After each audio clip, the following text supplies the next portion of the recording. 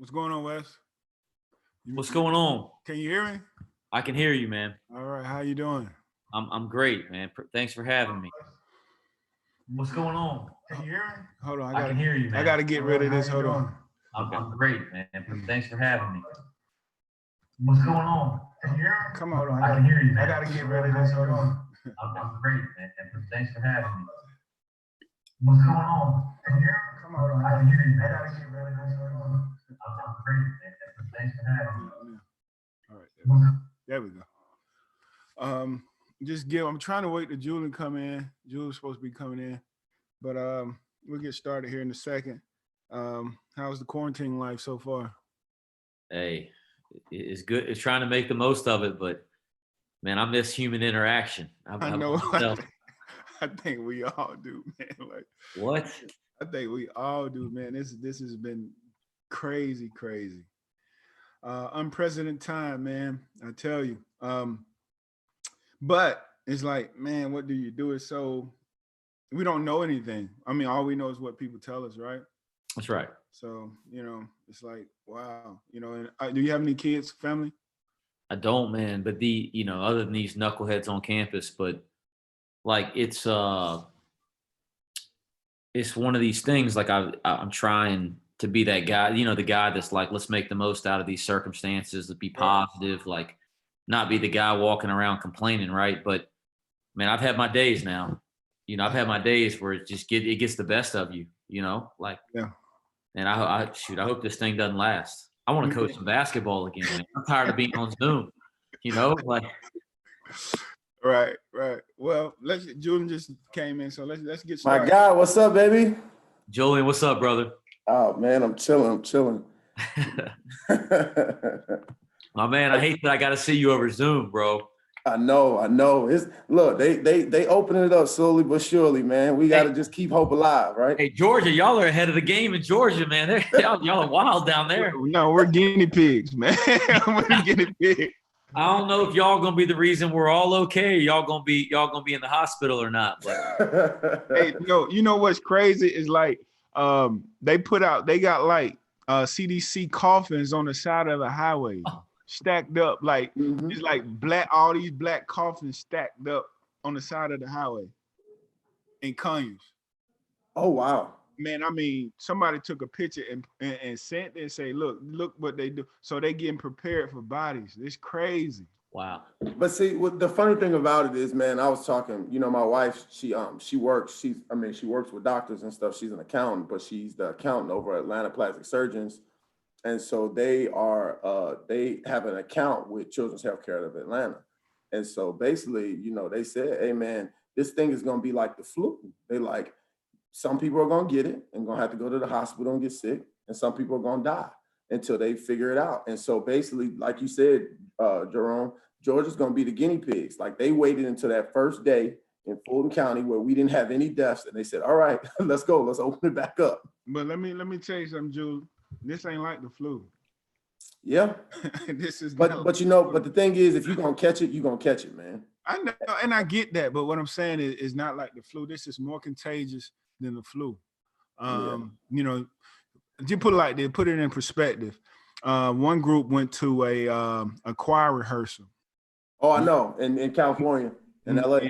And nobody sneezed, nobody coughed. 30 people came down with it. Mm-hmm. So just in close contact, so it's very contagious. Yep. It's not going to be real till somebody dies from it. Right. Yeah. And then it's going to like all of us, like, I mean, I go through it too. I'm like, man, come on, man. Like, but then somebody that's close to you in your family, or a parent or an aunt, and then somebody like passes away, it's going to be like, okay.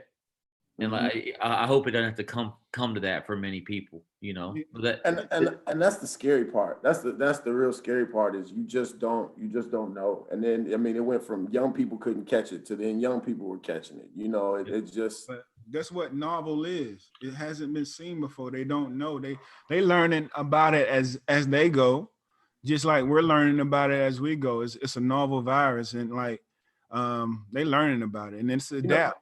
It want to live too. The virus want to live. Yeah, you know, Jordan DeMercy, he said, man, when because you know it hit in China where he was playing, and you know he's married a Chinese young woman, and he said, man, the problem is, he said in China they told people it wasn't no go outside, put a mask on. It was like stay in the house. If you Right. get caught outside and you don't have a mask on, you're going to jail. Yeah. You know, where in America, people, you know, when it first hit, people was like, man, I'm gonna live my life. I'm gonna do Look, this. I said this when they hit China and I knew it was coming over here. I said we're gonna have the worst case. I already knew it because we're free. We don't like the government to tell us what to do. We just Yep. don't like doing that. And we're super free. And they was welding doors shut. Like I seen like videos of them welding doors shut. They going around taking temperatures, and if you had a temp, they snatch you up off the street. Like I mean, we can't do that, obviously. But that's it. But let's start basketball talk, man. Enough of this quarantine stuff. Just introduce yourself real quick, Coach. Yes, Wes Miller. I'm the head coach at UNC Greensboro here in North Carolina. All right, Coach. Y'all had a pretty good year this year. Finished third in SoCon. Had a pretty good year. Let's talk about Isaiah Miller and him. Is he entering the draft and keeping his eligibility, or is he entering the draft and hiring an agent? He's keeping his eligibility. Cool. You know, I think he understands that he's really on the cusp of a guy that could be drafted right now. I mean, we had NBA scouts at practices all year. I think almost every single game he played, he had an NBA scout at his game. So he's on the radar. He's the player of the year in our league. To me, one of the best defensive players at his position in all of college basketball. I think he was second in the nation in steal percentage this year. He was like second or third last year in steal percentage as a sophomore. Led our league in scoring. He just keeps developing. So he's right there. You know, I always say to people in the league and people that I talk to, if you have somebody ahead of him on your draft board and you put him head to head in a workout, he'll prove you wrong now.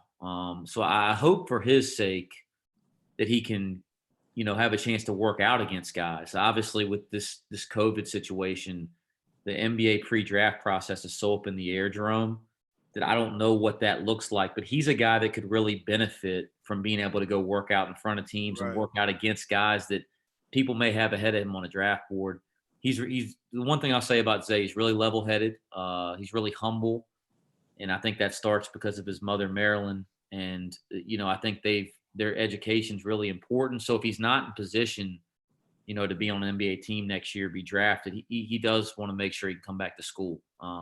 So I think he's handling the situation really professionally. But listen, if he's going to be drafted, I'm going to kick his tail out the door. That's life-changing, right? That'd be the greatest thing as a coach to see a guy that could make it. But on the other side, like I feel really fortunate that this isn't somebody that I have to convince, hey, don't go just because you get bad advice. Go because it's the right reason to go. And he's really level-headed, and his mom's really level-headed about it. Cool. And like you played against Furman. I actually had a kid on that team that you probably had to play against. Tell me what you think about Jordan Lyons and playing against Jordan Lyons. Well, I'm just pissed that you didn't send him to me. But he had to bust threes on us for 4 years. Man, I tell you what, our league, it hasn't gotten the type of national recognition it deserves. I mean, if you look statistically here over the last 3 or 4 years, we've been one of the best mid-major leagues in all of America. You know, we're one of the best conferences in America past the Power Five. And it's time we start getting the type of national recognition we deserve. And you talk about, like, we've had an unbelievable run here the last 4 years. East Tennessee State's had an unbelievable run. Wofford's had some great years in there. Furman's had an unbelievable run. And that's just the teams that have been at the top of the league during that stretch. And it's because of great coaching and great programs. It's also because of great players. And Jordan Lyons is one of those great players. Here's a guy that's probably under-recruited. Man, he could play anywhere in college basketball. He's going to make a living playing basketball if he wants. And, man, you know, he's at the top of our scouting report every time we played Furman on the offensive end of the floor. Right. If you didn't guard him, it's like playing Dame Lillard, right? Like, if you didn't guard him when he's coming across half court, he's gonna get one. But one of the better shooters in all of college basketball the last 4 years. So I wish you'd have sent his butt to me because I like guys that can shoot it too. I know. Hey, Yeah, Coach, you've let's done talk real quick. Let's you've talk done- about your league real quick because I think like your league is one of the best leagues in mid-major basketball, if not the best mid-major basketball league. And what stood out to me is that you guys still anybody could have had an automatic bid, even not winning the conference from that league. I know Furman had a chance to get it. I know you guys had a chance to get it, and East Tennessee State had a chance to get it.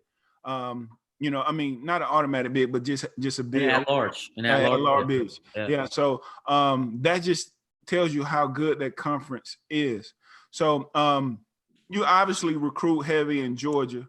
You know, how is Muhammad playing for you right now? Guys, one of the reasons I'm so excited to do this talk tonight, I love Georgia. I love Georgia. Hey, the players in Georgia, it's incredible the level of talent in Georgia. You know, I've come to really respect some of the coaching at the grassroots level and the high school level. And you know, we've had an unbelievable amount of success recruiting in North Carolina, in Georgia, and internationally. Those are the three areas that we really focus our recruiting on. And so, as you mentioned, I mean, Isaiah Miller, who's the player of the year in our league this past year, Mohammed Abdul Salam, who you just asked about. Wow, he's really taken steps, Jerome. His freshman year, he was a contributor on a 29-win team, and we were the last team his freshman year left out of the NCAA tournament. That we were like the 69th team out of 68 on Selection Sunday. So that's actually a terrible place to be, but we had a great year, and he was a contributor. He took a huge step as a sophomore. You know, I thought he was one of the better post defenders in our league. He's one of the better rebounders in our league. And then he showed he could score back to the basket this year. We had two senior forwards ahead of him that are going to make a lot of money playing basketball. They're going to have great professional careers. One is a Georgia guy, Kyron Galloway. And another one's a kid named James Dickey. So he played behind those guys the last 2 years. Mo's ready to take a huge step for us as an upperclassman and become one of the premier big guys, and I think all of mid-major basketball. So we're really pleased with his development. Good. Go ahead, Drew. You had something to say? Oh, you look, you jumped right into it. I was going to ask Coach about his Georgia ties and how he's coming in Georgia and finding kids, and you piggybacked on it. So I guess my first question to Coach is, what do you think? Because I know it's always a comparison. I know especially with the 2023 class that I have between Georgia basketball and North Carolina basketball. What do you think the difference is, the similarities? Julian, you're gonna try to get me in trouble tonight, huh, man? Like, you know, I'm born and raised in North Carolina. You know, went to college in North Carolina. I've spent my entire coaching career in North Carolina. I'm a North Carolina boy. And, you know, I can't listen, man, you're going to get me in trouble, man. I said similarities. Similarities. Similarities. You know, everybody here prides himself on calling this the Hoop State and all that kind of stuff. And so obviously I have a tremendous amount of pride in our state, growing up here, now coaching here, playing in college here, the whole nine. So I'm not going to get caught up in that stupid argument that all our players talking about on the bus. You know, they're always talking about Georgia, Carolina on the bus. But what I will say is this: these are two of the best states in the nation for developing grassroots basketball players. And you know, you look in North Carolina, Raleigh, Charlotte, and the Greensboro, High Point, Winston-Salem area, the three metropolitan areas. And it's just incredible how many guys there are every single year. You know, you get down into Georgia and the Atlanta area and surrounding areas, it is mind-blowing to me how many players there are. And what I'd say about both states, Julian, is that everybody knows about the top 5, 10 guys in every class. What's amazed me is how good the players are that nobody talks about, nobody knows. And I give you, like, a guy like you credit with. Kyron Galloway wasn't highly recruited. Like nobody was aware of Isaiah Miller. I mean, I think Isaiah was the 33rd ranked player in the state of Georgia. Well, Isaiah Miller's got a chance to be one of the 60 guys that gets his name called this year. I mean, there are guys that are just hiding in what these high profile basketball states. And that's really fun when you pride yourself on evaluating. and finding guys that fit you and have the values that you have, which for us, it's like basketball junkies and toughness and guys that love the gym and love to compete.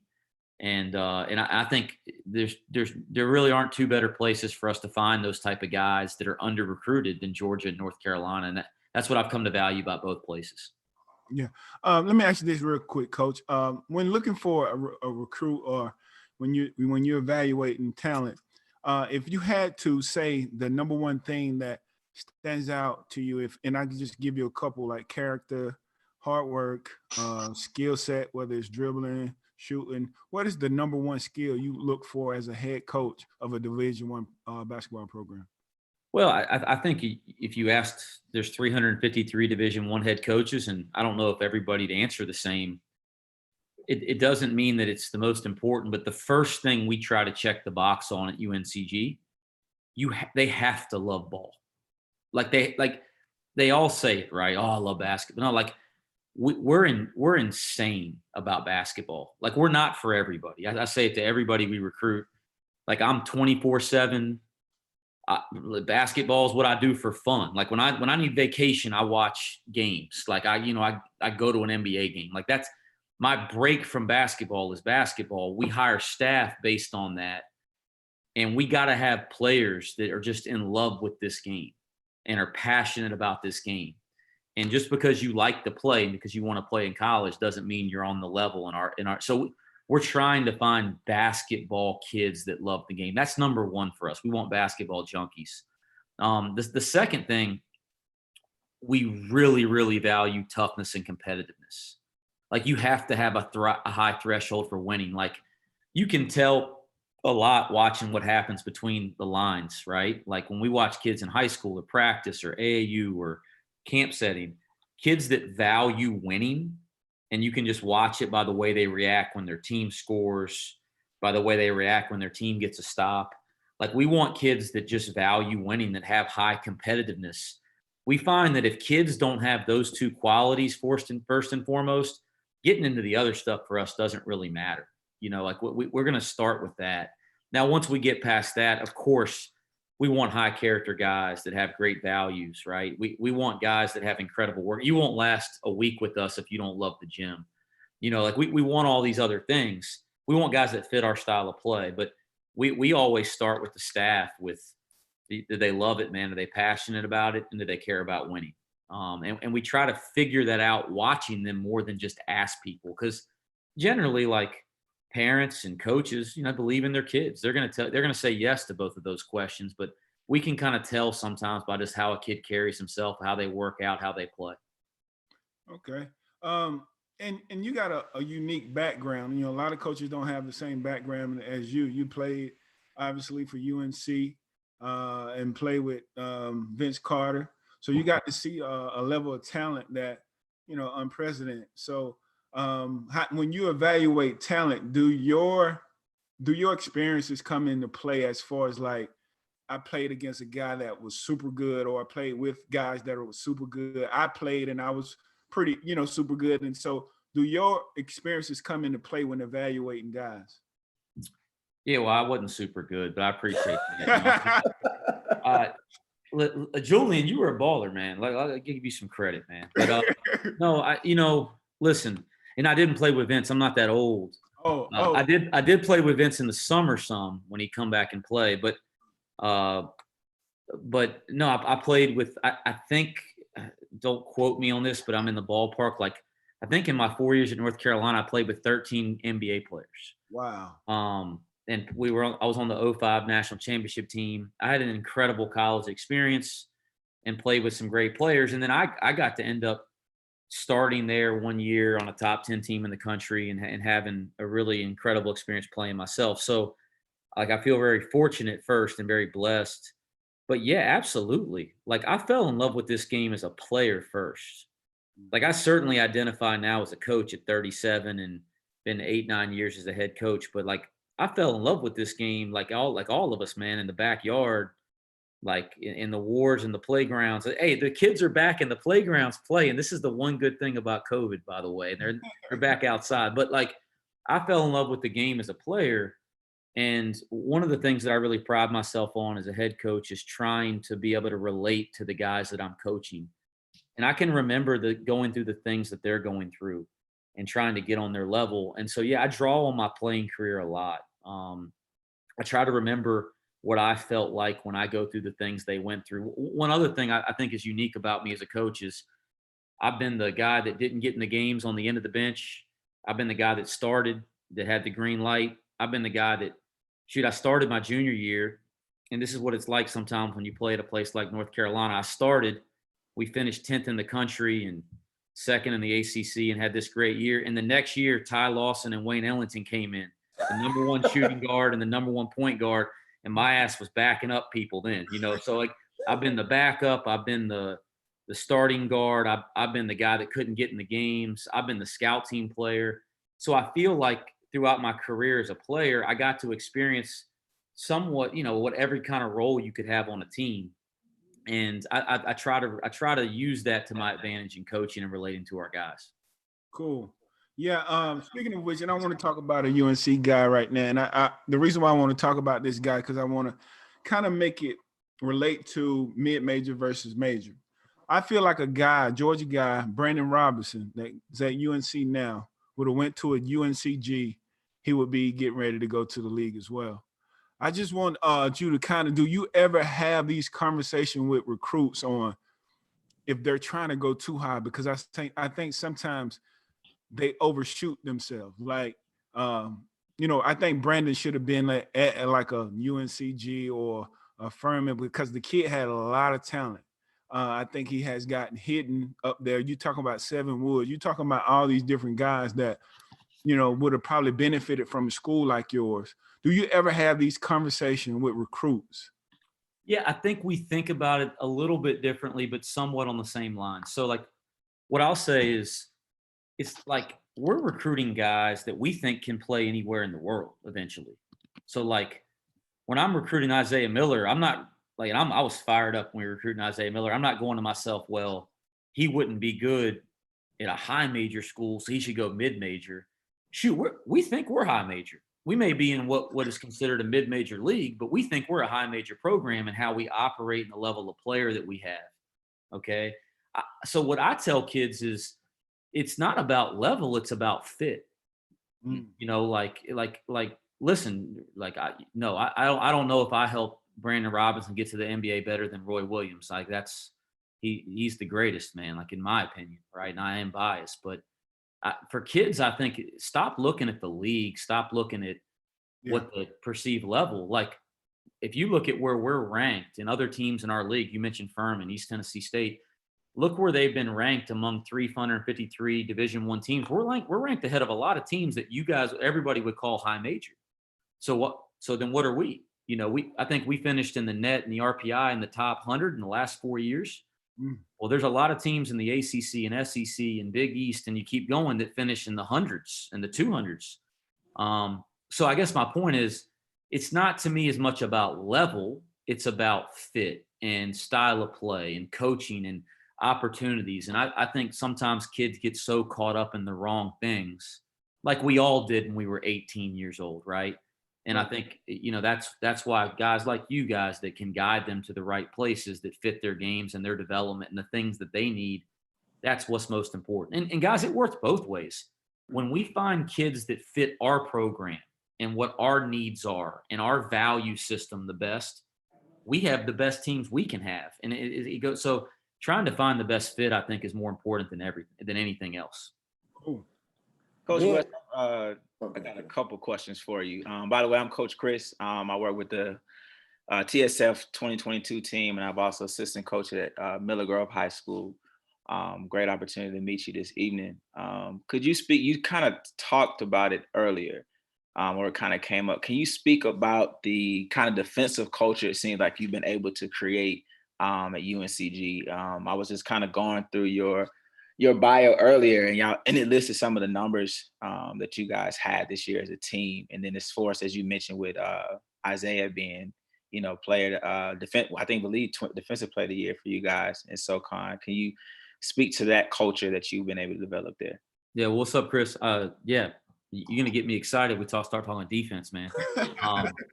No, we really pride ourselves on that end of the floor. We try to, really establish our identity from day one every year when we start with our team in the summer on what we do on the defensive end of the floor.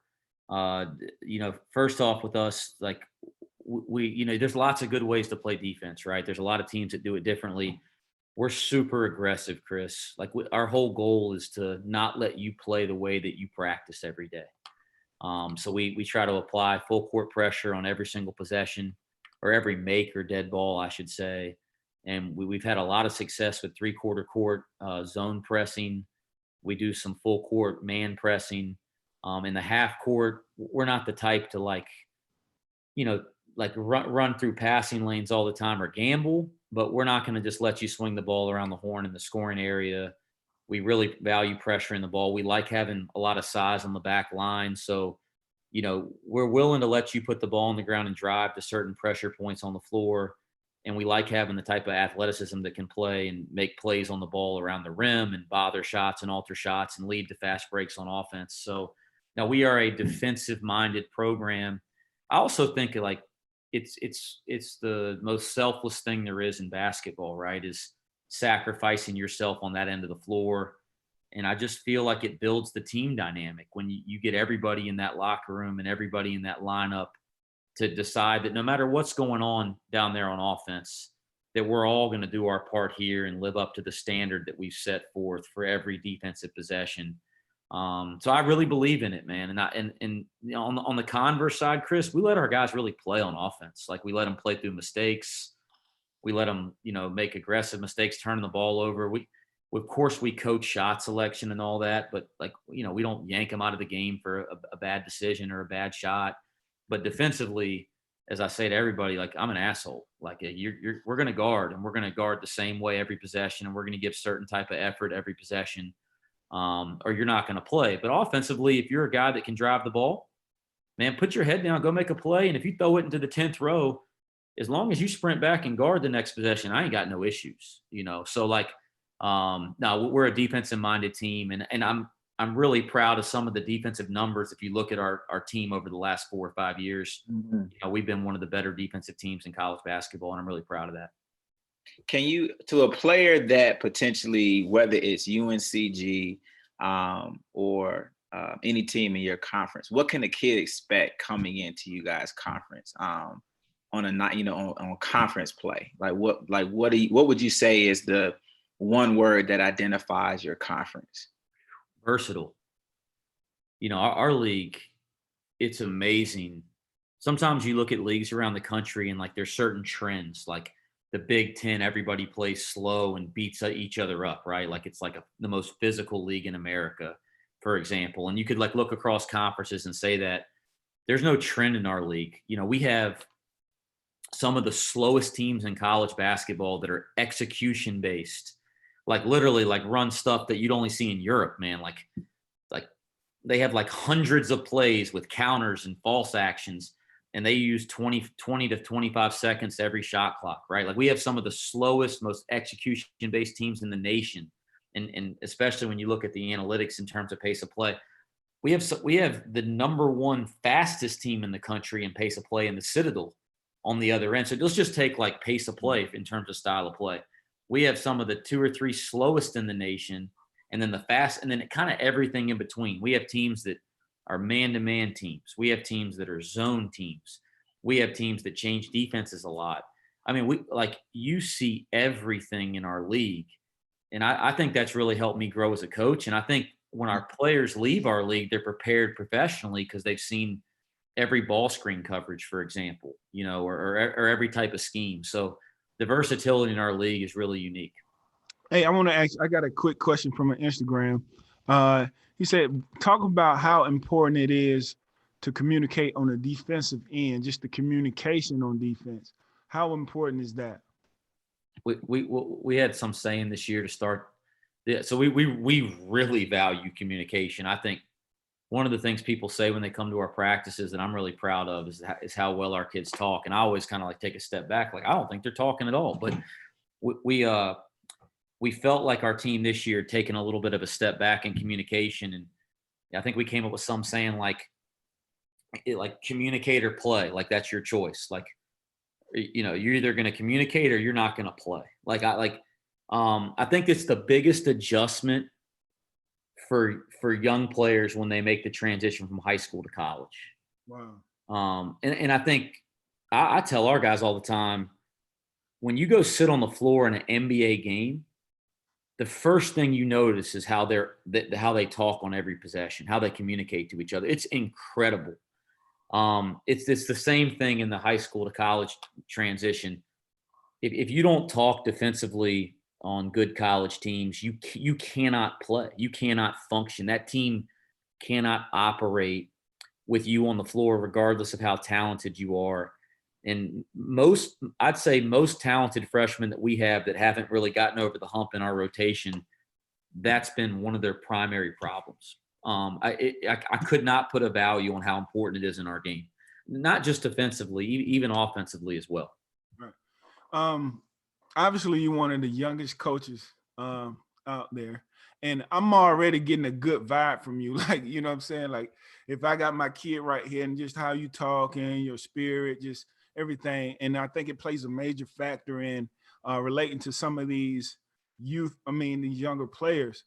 Do you think the fact that you being a young coach helps you in recruiting? I think it's kind of been. I appreciate the words, man. I just love ball, man. So anybody that loves ball, I get a good vibe from them too, man. But I think it just depends. I think it all depends on people. Some people that have, that like my energy or my vibe, or that like that I'm young and can relate, they gravitate to that. Some people don't. But what I found is if we're all just genuine, right? If we're all just who we are, the people that don't vibe with us, we didn't want to deal with them anyway. And the people that do are the T-type people. So you're going to attract, the right people when you're genuine. So I think in recruiting or in these environments, what I really want to be is just try to be myself, man. I'm not trying to be anything else. So I ain't perfect. I'm flawed like all of us, but I think we're just trying to be myself. And sometimes that's good and sometimes it's bad, man. Coach, you had this year, you got to play against one of my favorite schools in Kansas. And I got to watch that game and cheer you on, and at the same time, when Kansas do something good, cheer them on, but really cheer for you. Can you talk about that game, because you guys were in that game until the very end? Yeah, wow. First it was the second game of the year for us, Julian, and we want to go play against the teams that we think are national championship contenders every year early in the year. We played Kentucky the year before. We've been to Indiana, we've been to North Carolina. We've been to Virginia 3 years ago. Like, we're trying to play the teams on the road that are national championship contenders. This year, we were fortunate that we were able to schedule a game with Kansas. And then obviously the year ends in the funny way that it did, and they're the #1 team in the country and the team that was projected to win the national championship. Two things. One, I think that gives us a real gauge of where we are. Like, I tell our team every year, our goal is to win a national championship. And people think that's crazy, like that's your goal. Well, why would you not start the year trying to be the best? There's 353 of us. Who doesn't want to be #1? And if we're not thinking like that, then we're crazy for not thinking like that. And so I like to kind of see where we are against the best teams in the country. And I think we can learn a lot from those games.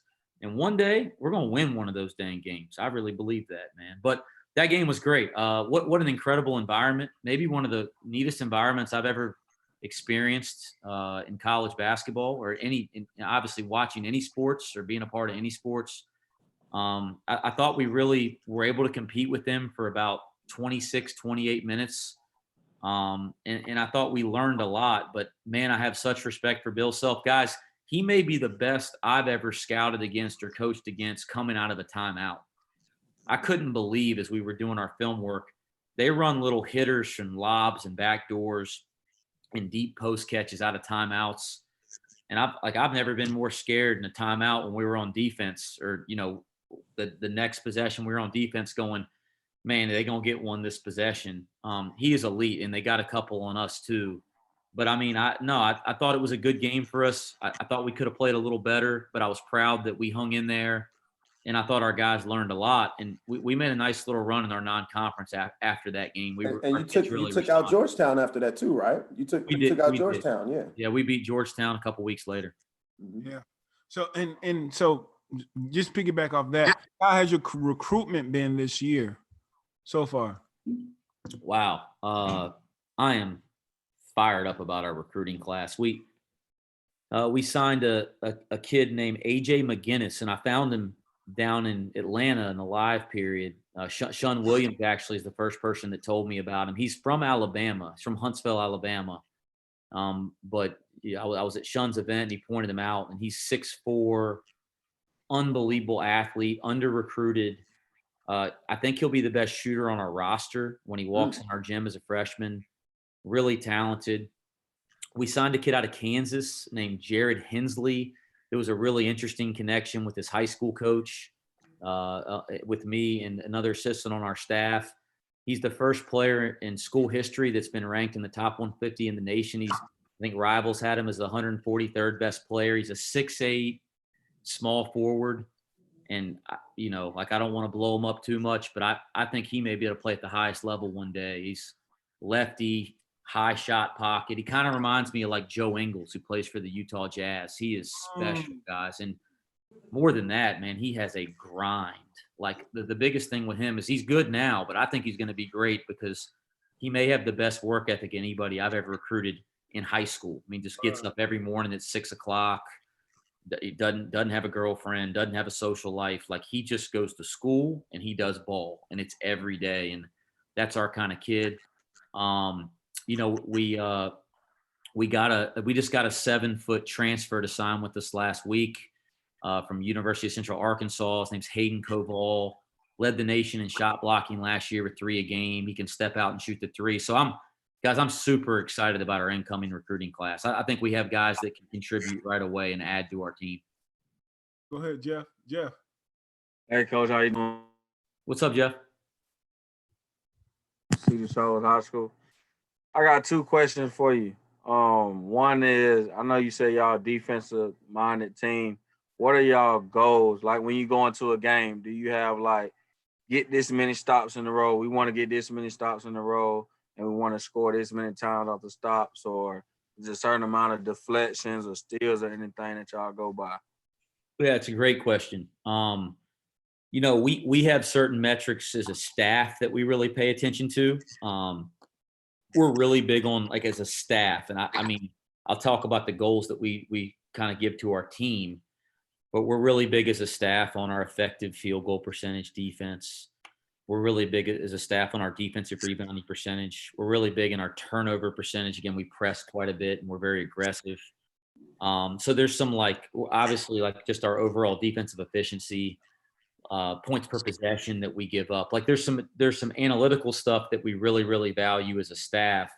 But I found with players, we want to keep it really simple, right? Like we want to keep them focused on just the task at hand, not thinking about a bunch of crazy numbers. If you come in our locker room before a game, there's not 1,000 words on the board. It's like there's like 3 bullet points that we want the kids to focus on for that game. So I want to keep it simple. In terms of stuff to the kids, we're a big deflection team, like trying to be active with our hands. But a deflection to UNCG is not just a deflection, a deflected pass or a deflected ball. That actually is part of it. It's also a charge. It's a steal. It's a loose ball. So we call deflections is a little bit bigger than just a typical deflection. We want to have 30 deflections a game, 15 a half. And we also want to hold our opponent to under 40% from the field. And in the last 5 years, as we've been statting that every half and every game, if we've achieved those 2 things, we've never lost the game. So it'll happen one day, as I tell our team. We actually won one of those games in overtime. So it's possible you could lose, but we're undefeated when we hold the team under 40% from the field and we get 30 plus UNCG deflections. Now I'm not really a big field goal percentage defense guy, but I just think that's a simple one for our players to understand. And so that's kind of how we've gauged it that way. And the second question was, I don't know, you probably answered it. Y'all talked about it before I got on. What went into the development besides of what Isaiah had with infinite skills and in high school when he got to y'all for him to be the player of the year and of course defensive player of the year, if I'm not mistaken? Yeah, back-to-back defensive player of the year in our league. Yep. Wow. Well, first off, the credit goes to Isaiah. The kid has an incredible work ethic, an incredible spirit about him and the way he plays the game. And, Isaiah's come in and put the work in every single day. And I give credit to those infinite skills guys that I know really well. If they're listening, shout out to them. He's got an incredible mother that's raised him the right way. He's got a great brother, Ben. Like he's had people that have worked with him all the way through. I think the thing at UNCG is, number one, Jerome asked a question about fit. He fits our style of play. Like we value guys like him. So he got to play right away on an NCAA tournament team. And so I think that helps your development as a player. Like you're not going to develop sitting on the bench. And because even though Isaiah had some deficiencies as a freshman, in terms of skill set or decision making or awareness of what was going on defensively, his competitiveness and his athleticism and his like approach to the game. I mean, guys, he's a dog. Like if you guys saw him in high school, he's a dog. And so for me, I value that so much. Like you can make a ton of mistakes, but if you're that kind of a dude, oh, you're going to play for me. And so I think, where maybe some other places he would have sat, I think, he really benefited from playing on a really good team here right away. And then his development's taken off. But most of the credit, guys, goes to him. And he's improved every single year. And I think he improved a lot as a sophomore, junior, and senior in high school. So I don't think we're not the type that take a lot of a credit for development. I can just say we really value development, and fit has always been really important. This has been a great fit for Isaiah Miller. Yeah. Yesterday we interviewed Tanner over at Kennesaw State, and we talked briefly about habits. And when you get these kids from high school, I know a lot of them have bad habits, whether it's not turning in homework or just simple stuff like that, or not being on time, or just not really getting enough sleep. Do you find yourself having to correct a lot of habits when a player come in as a freshman? Absolutely. That's why we have a lot of discipline and structure in our program. All that stuff. And it's different for different guys, right? And different guys are raised different ways and come from different types of backgrounds. We love doing that, Jerome. We can help you build great habits. What we're concerned with is guys that aren't willing to build good habits or don't have the mental fortitude to want to build good habits or the character to want to try to operate at a high standard. But guys that just don't have those habits, that just need the structure or the chance to learn, we don't worry about that at all. But guys that aren't willing to learn or don't want to be great, we don't have a lot of time for that. But yeah, we spend a lot of time trying to develop the winning habits, right, and excellent habits for sure. What do you think is the biggest one that kids come in with from high school? Yeah. Man, I don't want to just throw out some answer just to answer. I got to think about that for a second. I don't know if it's a habit, but like time management seems to be the most difficult thing for kids, coming out of high school. Just the notion that you have so many things that you got. We just talk about it in terms of a gas tank, and I don't want to lecture too much here, but we all as humans have a gas tank of energy, right? And when we start the day, hopefully if we got the right kind of rest, right? Hopefully it's on full. Like we filled up the gas tank by the way we rested the night before. And everything we do throughout the day is going to drain that gas. I go to class, it's going to drain the gas tank. Like I go to study hall, it's going to drain the gas tank. I go hang with my girlfriend, it's going to drain the gas tank. I go chill with the boys, it's going to drain the gas. I go to practice, if that thing's on empty, when you're supposed to be doing something that you need to do academically or on basketball, you're going to be terrible. And you can get that thing on empty really quick by just not being on top of the things you're supposed to be on top of. You're always just kind of catching your tail because you're not organized and you don't have structure. And we find that that hurts kids more than anything is they're operating on empty because they're not sleeping, because they're staying up too late at night, because they're not organized and they're always trying to get themselves organized or chase behind themselves. So one of our big things is creating structure, creating organization, and teaching kids how to like get that gas tank to full and operate the right way every day so you can get the most out of what you got. Right. Yesterday, talking to Tanner, also Julian mentioned it when we first start talking about just skill set. And you said something about it briefly about the love of the game. I'm hearing this so frequent, like right now. Tanner said it yesterday, like the love of the game is the most important thing. You saying it, the love of the game is the most important thing. Are we seeing a lot of kids that are forced to play basketball, and when they get to college, you can kind of see that they didn't really love it? They're just doing it. Yeah, I don't know the reasons.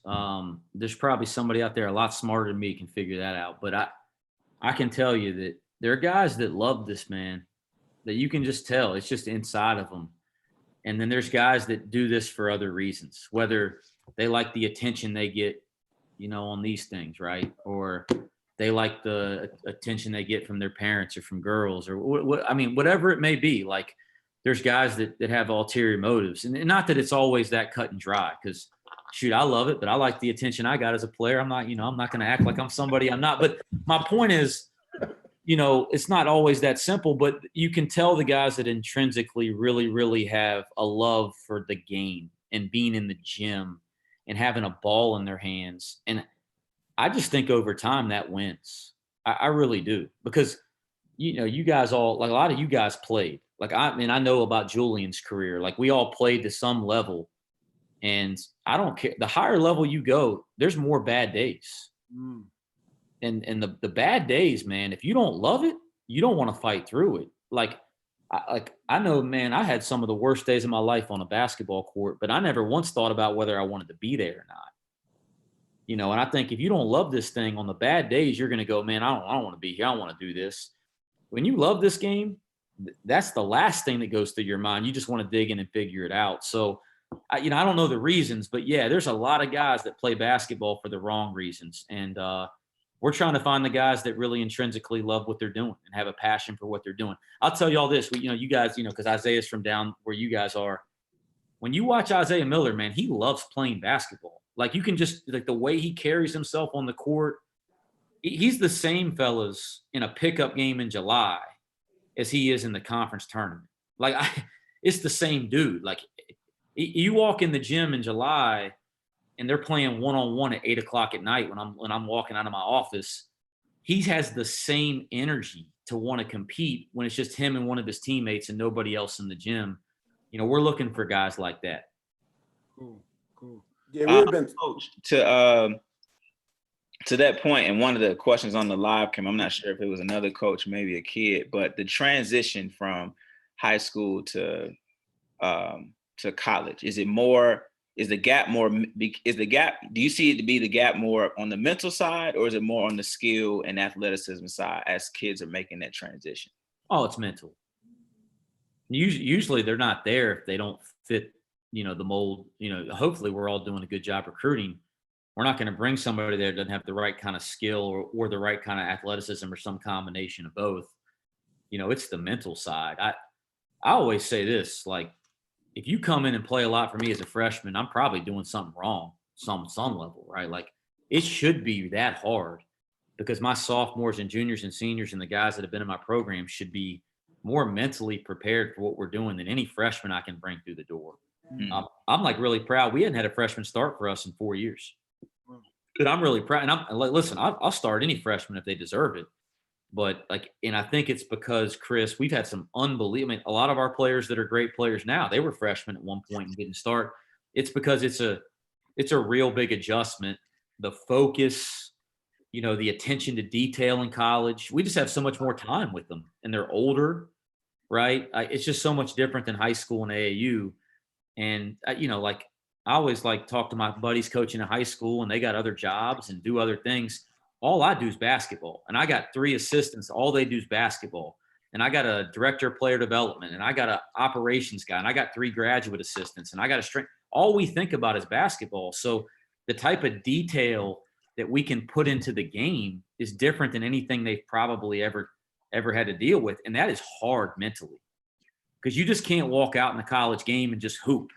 Like, I just want to hoop. Well, you can go out there and hoop and we're going to lose by 40. Like, you got to hoop and be able to think about, you know, what your job is and what the coverage is and what your, you know, the scouting report is. And like, that's really hard for kids, I think. And so I think it's absolutely mental. I want to ask you this because I've seen it definitely on the AAU level, and I think because of the generation that we're in, I think it's trickling into some of the college. But the AAU dad, we call it, the dad that's involved in so much of the AAU, what's going on. As soon as the game over, he's approaching the coach about a decision, or soon he emailing the coach. Do you find yourself having to deal with this generation, be scrutinized based off the decisions you make and because of their kid not playing? Do you find yourself receiving a lot of emails or getting approached by parents? Not much recently. You know, I was 28 when I got this job, and we weren't very good there for a while. And, you know, we had a lot more of that kind of stuff. I think now I just keep coming back to it. We're so big on fit and recruiting. You know, we try to handle those type of conversations on the front end. Like, I think we try to have the really difficult conversations with parents and kids on the front end, not just, we love you, it's going to be great here, but hey, here are the things that are tough here. And we say that to parents in recruiting. This is how we handle basketball and basketball decisions. And you're not going to agree with everything that I do. And there is an avenue for you and I to communicate about basketball, but it's at the end of the season, right? We're not going to go through that during the middle of the year. And so I think by establishing that before players come to us, you know, parents and kids know what they're signing up for. And hey, listen, we lose a lot of people in recruiting because we say things that people don't like. That's okay. We probably avoided the problem on the front end. But man, I've been really fortunate with our parents at UNCG. They're supportive. They understand that this isn't a place for everybody, that their kids are going to go through a lot of adversity, especially as young players in our program. And they knew that when their kids signed up to come here. And so I'm really fortunate of the parental interactions I've had. But what the question you ask, I hear that from my colleagues all the time. They're fielding calls and it's exhausting. I do think one of the worst feelings that you could ever have as a head coach, and I'm sure some of you guys have felt this, is you have a huge win, and then you get a text or a phone call or some type of interaction from a negative parent, because we know that, like in coaching, we all love it. I'm not complaining about it at all. It's just the best job in the world. I coach basketball for a living. You guys kidding me? But I mean, we all know there's a lot more low lows than high highs. Right. And sometimes you get that big win, man, especially if you've been losing. And the last thing you want is anybody to, you know, you finally had that moment. You can breathe for an hour or so, and somebody complains. It's one of the worst feelings in coaching. But I've been really fortunate we haven't had a lot of that here. I think it says a lot about our parents and how we handle recruiting. Right. And I think so too. It just, I want parents to know how much they affect the recruiting process and what goes on through coach's head as doing the recruiting, because if they can get this information early, hopefully they'll stay out of the way, because coaches get paid and fired based off their decisions. You know what I mean? So, you know, their decision is not to be critiqued from a parent when they're getting their lifestyle or their livelihood is based off the decisions that they're making. It's so important that, you know, I can't speak for every coach, but I'd say a large majority of us, we don't always get it right, but we're trying to win. Trust me, we're trying to win. Right. And so when we make decisions, you know, they're usually with the right intentions. Again, I can't speak for everybody. I'm trying to have, I can promise you my intentions are always right. I don't always get the decisions right. The other thing that's really interesting is, and my college coach, said this to us when I was a player, and I'll never forget it. Every parent in the world thinks their kid is the greatest. And there is nothing wrong with that. Every parent in the world thinks their kid is the greatest thing. Hey, and that's why parents are so special, because we all have parents that think we're the greatest in the world. And I always chuckle thinking about it now, but my senior year, like I said, I played behind Wayne Ellington. Well, I'm coaching right now. Wayne Ellington's still playing in the NBA. And my dad to this day will try to argue with anybody that I was better than Wayne Ellington when I was a senior at Carolina and he was a freshman. Now, we all know, you guys may not have seen me play. Wayne Ellington's still playing in the NBA. I'm coaching. He was so much better than my ass, guys. But my dad to this day still believes that I was better than Wayne Ellington that year. And it just goes to show you, all parents think their kids are the greatest, and they shouldn't stop. That's what makes them parents. But I think sometimes they need to have some perspective. Every parent, when they watch a game, they're thinking about their kids first. When coaches watch a game, they're thinking about their team first. Right. And I want my parents to think about their kids first, but I also want them to recognize that that's what they're thinking about, and what I'm thinking about is our team. And I want our kids to be able to recognize that as well. Cool. Well, Mr. West, we appreciate you joining us, man. You really checked all the boxes in my eyes. I feel like I actually felt, I never met and really talked to you, but like after talking to you, I feel good about what you're doing over there at UNCG. And, I won't hesitate to say, man, Wes is a good guy. You know what I mean? You might need to I appreciate it. I appreciate it. But Jerome, don't you be sending any more shooters to Furman now, man. Send any more 2,000 point scorers to Furman. Hey, you don't forget about DeMarcus that was at Georgia State too. Yeah, trust me, I know about all of them. Right. but do us a favor. We do the same thing. Just give us a pitch. We got a lot of people watching, so give why they should choose UNCG. Like why a kid should choose UNCG. It's all on you. Go ahead.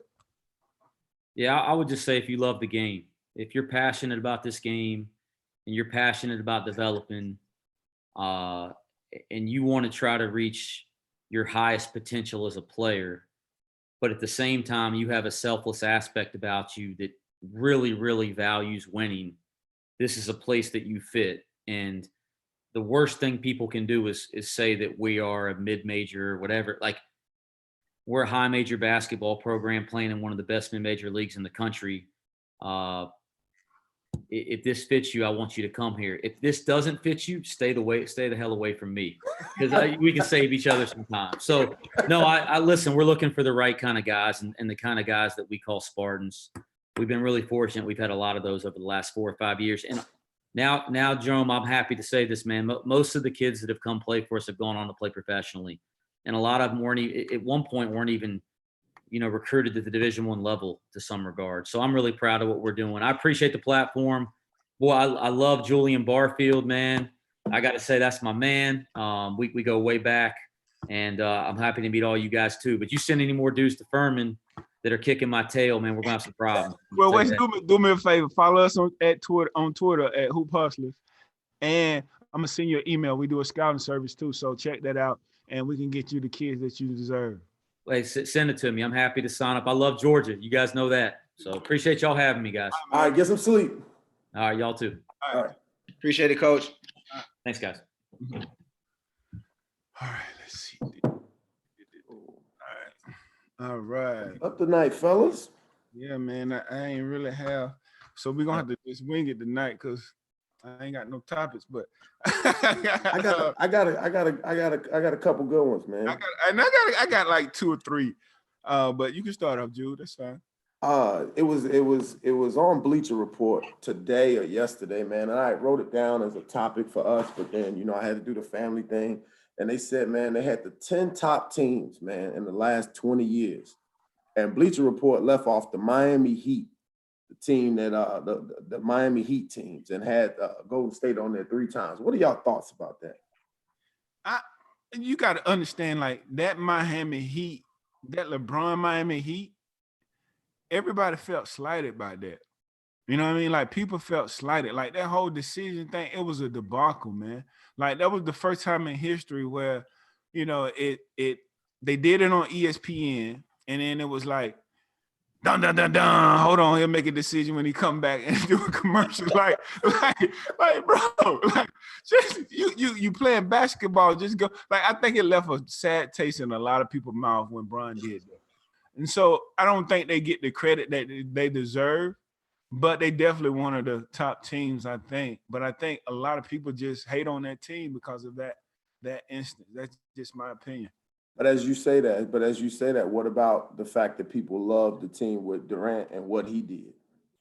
But see, you got to think, LeBron is the pioneer of just like athletes first. You know what I'm saying? Oh, right. Oh, like, and that's huge. Yeah, Bron is the pioneer of that. So after a while, it became second nature. Then people didn't care. Like LeBron was the first.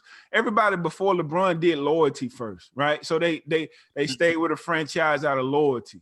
You know what I mean? Especially the superstar. The superstar didn't jump. You know what I mean? They stayed. You know, they stayed with their franchises for the majority of the time. But I think what Bron did, Bron made it player first, like not organization first, but player first. And so when Bron did it, it was the first. And so everybody felt salty. But after a while, people stopped being salty about it. And I think when Durant did it, people were still pissed, but it was already done before. Like, it was already heightened, so it wasn't as heightened as before. And were people more pissed at the fact that Durant left to a team that had just won or just kind of kicked his ass the year before? Like, I wonder if that piece plays a caveat in comparison. It wasn't like Miami did the same thing to Cleveland. And that's what I was going to ask. Like, you know, it's funny, man, that people that, you know, I know, Jay, you were saying that the whole decision left a bad people. And it's just funny the way, you know, and I think Kendrick Perkins said it best today in a tweet he sent out. And he said, man, the things that LeBron gets criticized for, we don't ever criticize the other greats for. You know what I mean? And it's just, and he would, you know, the question is do you guys think it's because he is the baby of the social media era? No, I think the biggest problem with LeBron is that it has nothing to do with LeBron. It has everything to do with everybody comparison to Michael Jordan. And I think because everybody compares him to Michael Jordan, people just naturally hate him without even knowing him. You know what I mean? Or without even knowing him as a person, without even knowing the goodness he do in the community. It's because they compare him to the great. No, I don't like him. And you know what? It's not LeBron's fault. But you know what I mean? With that being said, LeBron had made a lot of stupid decisions, mistakes, whatever you want to call it. You know what I mean? I'm gonna tell you, he said in Miami, you know, he lied to everybody. Not one, not two, not three, not four, not five. That, to me, that was just asinine. Like, you don't go out and tell you telling the world how many championships you're gonna win, and you only got 3, period. You know what I'm saying? Like, don't do that. You know what I'm saying? Then he like the meltdown he had on the bench with J.R. Smith. The meltdown he had on the bench. Like, y'all going to overtime. Julie, any good leader would rally the troops to win the game at overtime. The game was over with. The game was over with already when they were going into overtime because LeBron started bitching on the bench and would not even talk to and get his team together. See again, Jerome, I think, and this is just me, I think you show your bias against LeBron James very, very clear with that statement. And again, that's the social media. I just gave him credit. I just gave him credit for being the pioneer. It's been plenty of dudes that sat on the bench and got mad at players and smacked players and so forth and so forth. So take that to that level. The dude had 1 points, 9 rebounds, and 9 assists, man. Come on, man. Let's stop. And we had, you know, hold on, Julie. Come on. You're being a leader. You've been a leader in the playoff game. Understand what I'm saying, Julie. Understand what I'm saying. The game is not over. Yes, J.R. Smith made a mistake. There's no way we can go back and redo what J.R. Smith done. Right? Not. So you sitting on the bench and bitching about it is not going to help us in overtime. You the leader. So I'm saying at this point, you get the groups together. Say, you know what? You said he the only person that's ever done that, Jerome. No, that's what you making it sound like he the only person that ever done that. Yeah. I'm talking about when you talk about great. When you talk about great. I'm telling you from a standpoint of the game, you going into overtime. I know in the back of my head, I'm like, this motherfucker done fucked up the game. But I can't let you see that. I can't let you feel it. I can't let you see it. So I gotta get the group together. They looking at me. So I gotta get the group together and say, you know what, we're gonna win this game. He's not the only player that's ever done that, Jerome. To me, J.R. Smith J.R. Smith wasn't the one who messed that game. Right, he wasn't mad at J.R. Smith. He was mad at Tyronn Lue. It was Tyronn Lue. Because he was mad at Tyronn Lue. When you break any huddle and under that circumstance, the player should know timeout situation, foul situation. I agree. And if one player break that huddle and don't know that, that's on the coach.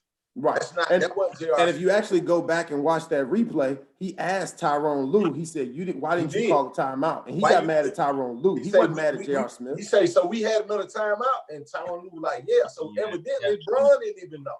So as a coach, your players should know what's going on that flow. We got a foul to give. We don't. We get a rebound. We don't. Mistake was made. I see what you're saying. But the mistake was made, Deion. Now, look, okay, the mistake is made. What do we do now? Do we bitch about it? Because we still got a game to play. You still got a game to play, but sometimes that mistake can cause that type of mental breakdown. Like that man, I can't fault Bron, man. That man gave it all he had. Sometimes you just reach a point where you at a point where they already got to play perfect basketball to beat these guys. And when you get a chance and it don't happen, LeBron already knew, like, man, bro, I don't have nothing bad to say to Bron about that. I would have done the same thing. I probably would have slapped J.R. Smith on the bench. Right. I can't be mad at Bron in that situation. And I think we should give Bron the same, because Bron is not Michael. He is more so Magic. So we should grade Bron how we grade Magic Johnson.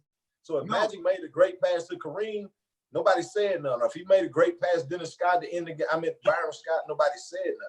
That's the same curve we should grade LeBron on. We can't grade LeBron on Michael. We grade Kobe on Michael. I agree, but everybody else compares Bron. But I mean, it's just like Kendrick Perkins said.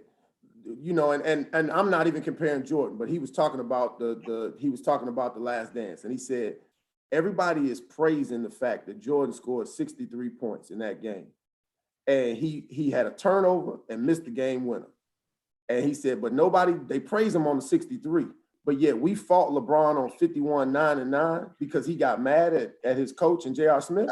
I don't fault him, Julian. Right. Oh, I know, but he was saying the media. And obviously you, Jerome, because I strongly still feel like you when you are a leader, your team look at you. It's like me being a coach, right? And we going into overtime. I thought it was very important as a coach. When you down or something happened, your team can't see you sweat. They can't see you panic. You know Magic did that. Magic did that early in his career against the Celtics. He had a complete and total meltdown. Tragic Magic. But they're not comparing Magic to the GOAT. I'm comparing Magic to LeBron. No. I'm talking about people. People are saying Bron the GOAT. I'm gonna tell you like Skip said.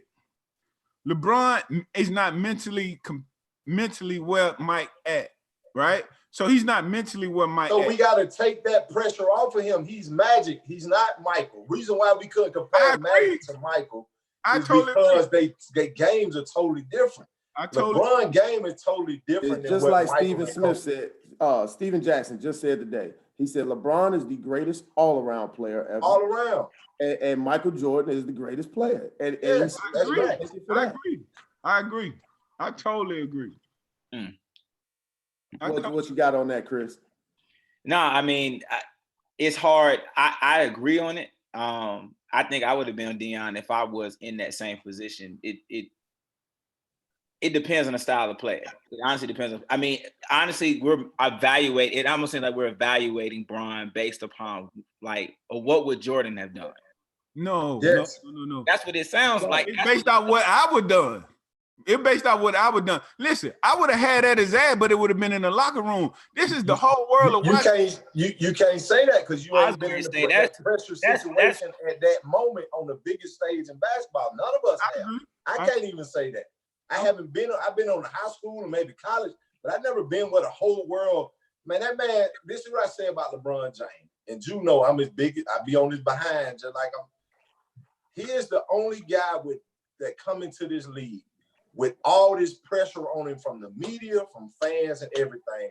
And the man has not let us down, not one time. I take you. He had, man, just imagine you come in, the number one player, the fans call him the king. He never had, so we penalizing Bron because all the sports guys and commentators compare him to Mike.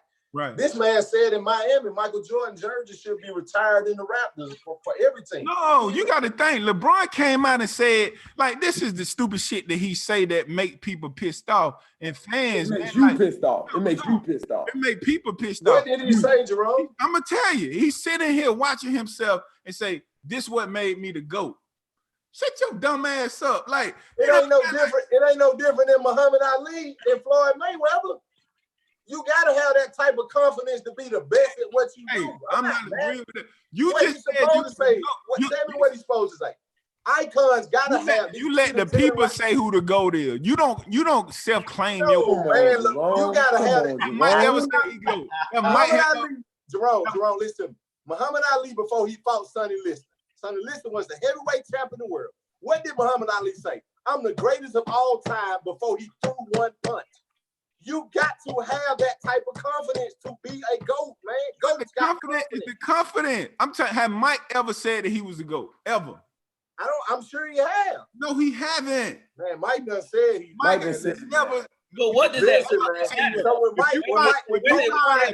Mike, if you find a clip where Mike said he the greatest of all time, he the GOAT, I give you $100 right now. He did say. No matter of fact, he said it on that McDonald's one. Let me tell you what he said. Let me tell you what he said. He told Kobe Bryant that you would never feel my shoes.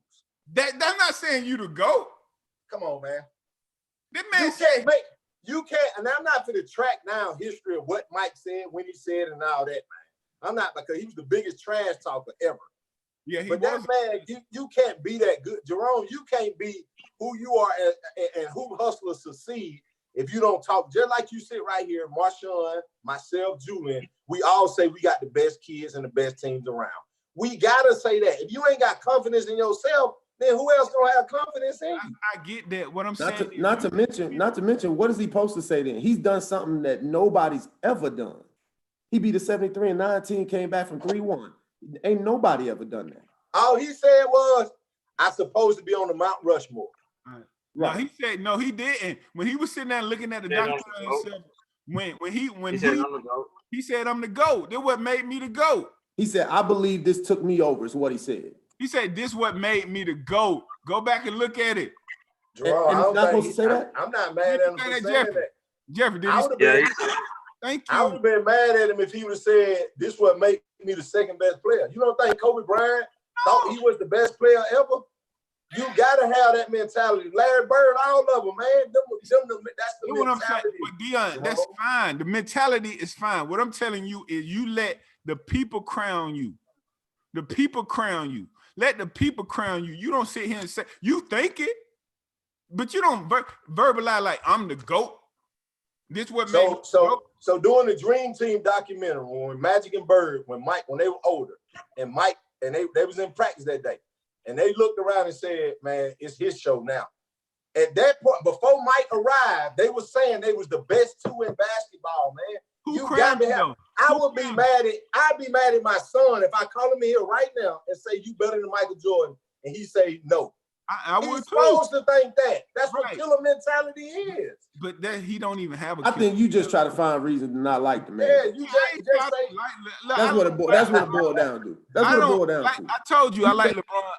I like LeBron off the court. I like him. You've made it clear in our full conversation, you don't like the man, so you like Skip Bayless. You trying to find reasons not to like the man. Man, listen, the man is the best all-around player of all time. He clunky. He slew-footed as hell, and that's just it, man. Like, I don't know what else to tell you, bro. Like, he clunky. Ain't nothing about him to me to say skill. He rebounds the ball well. He the biggest, fastest motherfucker that play the position that he plays. He shoots the ball well. He's good, but he's not the greatest of all time. But Jerome, with his body of work, there's nothing wrong with him saying that neither though. With his body of work, there's nothing wrong. He about to be the okay, you say his body of work. Hold on. Y'all keep saying his body of work. Name one top 50 player he played against in the East to get to the championship 8 times. Listen, ain't no top 50 done it yet. Like they ain't saying like who would Jordan play? Huh? Who Jordan play? Listen, Drew, I ain't gonna get into that. But I mean, he tries to knock LeBron. You've been trying to knock LeBron so much. Who, Reggie Miller? Reggie Miller? Who? Reggie Miller, Rich Smith, Dale Davis. Rich Smith is not a top 50 kid. Come on, and neither is Dale Davis. Come on, man. What I'm saying, what I'm trying to say, Hardaway, Shaq. The eras are different. So back then, it was more about teams and team concepts and teams. It was more about teams. And today's era is more about players. They didn't care to join up back then. They just took what they had developed and had role guys that were good, LeBron, stuff like that. That's fine. I'm a Mike guy. So I am too. When it comes to who's the best, but I can't, I guess I understand, and I don't like us beating him up because he believes in the body of work. When this man retires, he's gonna be number 1 in point, number 1 in assists, top 10 in rebounds.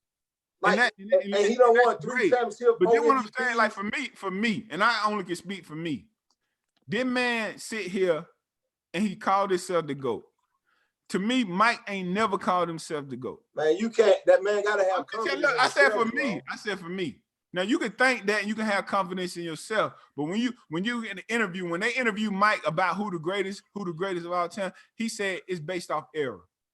That was Mike. No, he didn't. No, he said based off teams. No, he said it based off era. He said based off championships. He said if you're gonna do it, he say we always talk about who the best player.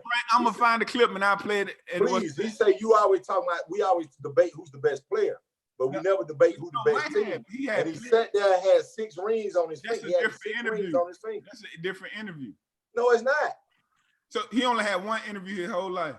No, he had millions of interviews. See, you ain't gonna catch Mike saying anything, nothing like that. Mike, very. I told my wife when we was watching the thing. I say one thing about Jordan, the media never caught him where they tripped him up on questions. I don't understand for the man to do that amount of interviews. He never was out of pocket with the media except when it was directed towards the Bulls organization. If you ask him about Isaiah Thomas, them leaving the floor, he always said the right things because that's the way the man was trained. I mean, they said, like my grandmother used to say, like I said, I'm like Marshawn not on this conversation. I'm the only one from Chicago. My grandma used to say, Michael Jordan wouldn't even do an interview when he was sweaty. He think about what he say, man. You don't never catch him sideways, man. Even them interviews you saw when he was asking about Scottie Pippen, what did he say? Man, if y'all gonna talk about the game, let's talk about the game. Y'all gonna talk about Pippen, he over there, y'all can go interview him. You never caught him saying stuff like that. He wasn't gonna be anything, say anything controversial. You can call it what you want. I just see flaws. I'm sorry, I see flaws. I think Kevin Durant is better. That's just me. I think they when LeBron came in the league, he was the chosen one. In what way is KD better? Huh? He can score better. I think he's a more skilled scorer than LeBron is. He more skilled. KD rebounds the ball too. He averages 6 rebounds a game. Huh? He about 7, 8 rebounds a game. He never averaged 8 rebounds. Ever. He hasn't. Who would you want with the ball? At what clip though? Who would you want with the ball? Where? Who would you want with the ball? In what situation? Has KD ever won without Steph? Huh? Has KD ever won? In what situation? Don't talk about championship because we're gonna talk about Mike. So don't say that. We're talking about KD and LeBron right now. Don't talk about championship. We already established Mike. I said, so has KD beat LeBron without Steph? No. Do you know what his record was against LeBron when they played before? Let me ask you this: when KD beat LeBron, who was checking KD when he made both of the shots? J.R. Smith, because LeBron caught him one time. The other time it was J.R. Smith because J.R. Smith should have switched higher. It was J.R. Smith that's supposed to switch higher. LeBron wasn't in the picture on the second one. He was guarding him on the first, but he was backpedaling. I just watched it yesterday. LeBron was backpedaling on one. He raised up and shot the ball. The other one, J.R. Smith. Why you backpedaling? Why Huh? you It was a fast break. It was a fast break. That's quite naturally. That's what I would do. Quite naturally, you thought to get a foot in the paint. To me, again, based off my assessment, y'all can say whatever y'all want to about LeBron. I see flaws. I see the man miss point blank layups at 6'9". I don't seen this shit. Y'all can say what y'all want. I'm looking at basketball. So and I done seen a slim, skilled dude who was down 3-1. I mean, had a team down 3-1 and could not close them out. I seen a slim dude in OKC had Golden State down 3-1 and he could not close them out. That's fine. Okay then. But Bron ain't never been in no situation down where he up 3-1 and didn't close nobody out. Bron is a hell of a player. I'm not taking that away. Come on, man. But I'm taking with that KD stuff. I'm taking KD. Not in their prime. I'm taking KD. And you're gonna get the results you got before KD went to Golden State. No rings and some accolades. KD ain't even nowhere near this man and his stuff, man. How can you say that? I'm taking KD, man. You can't be mad at me. You're gonna be sitting right there in a Hoop Hustler hoodie with no rings on your finger, too. That's fine, but I'm taking KD. Man, come on, man. Look, y'all can have, I'm telling you, listen, the reason the man got crowned because the game was suffering. When Jordan left, the game suffered. You know what I mean? It wasn't. Yes, it did. It went down, it declined. They needed a hero. You had Shaq them, you had Tim Duncan them. Tell me how. No, that was the era I got drafted. Tell me how was the game suffering? Jordan, you had the Lakers, you had the Spurs. So how was the game suffering? You had the Sacramento Kings and that team they had with Chris Webber them. How was the game suffering? I wasn't missing a hero during that era. I tell you that. No, basketball was just as exciting. You had Steve Nash and them in Phoenix running that pick and roll, him and Amari. Them niggas, they scoring 193 points a game under D'Antoni. And how was the game? You had J. Kidd, them in New Jersey. Who was the face of it then? How was the game suffering? Who was the face of the NBA when Jordan left? Kobe. Me, it was Kobe. Kobe. They start transitioning to Kobe Bean Bryant. Bro, you had Melo them coming in. You had Melo was never the face of the You had Vince Carter. You had Tracy McGrady them. Still had Tim. Always had superstars. Now there would never be a superstar like Jordan. It'll never be a superstar like Jordan. There was a ton of talent though. There was a ton of talent. LeBron, KD. Hey, you'll be just like you are in New Jersey, in Brooklyn. Sitting over there with a black suit on talking to Kyrie. That's fine. You go get AD.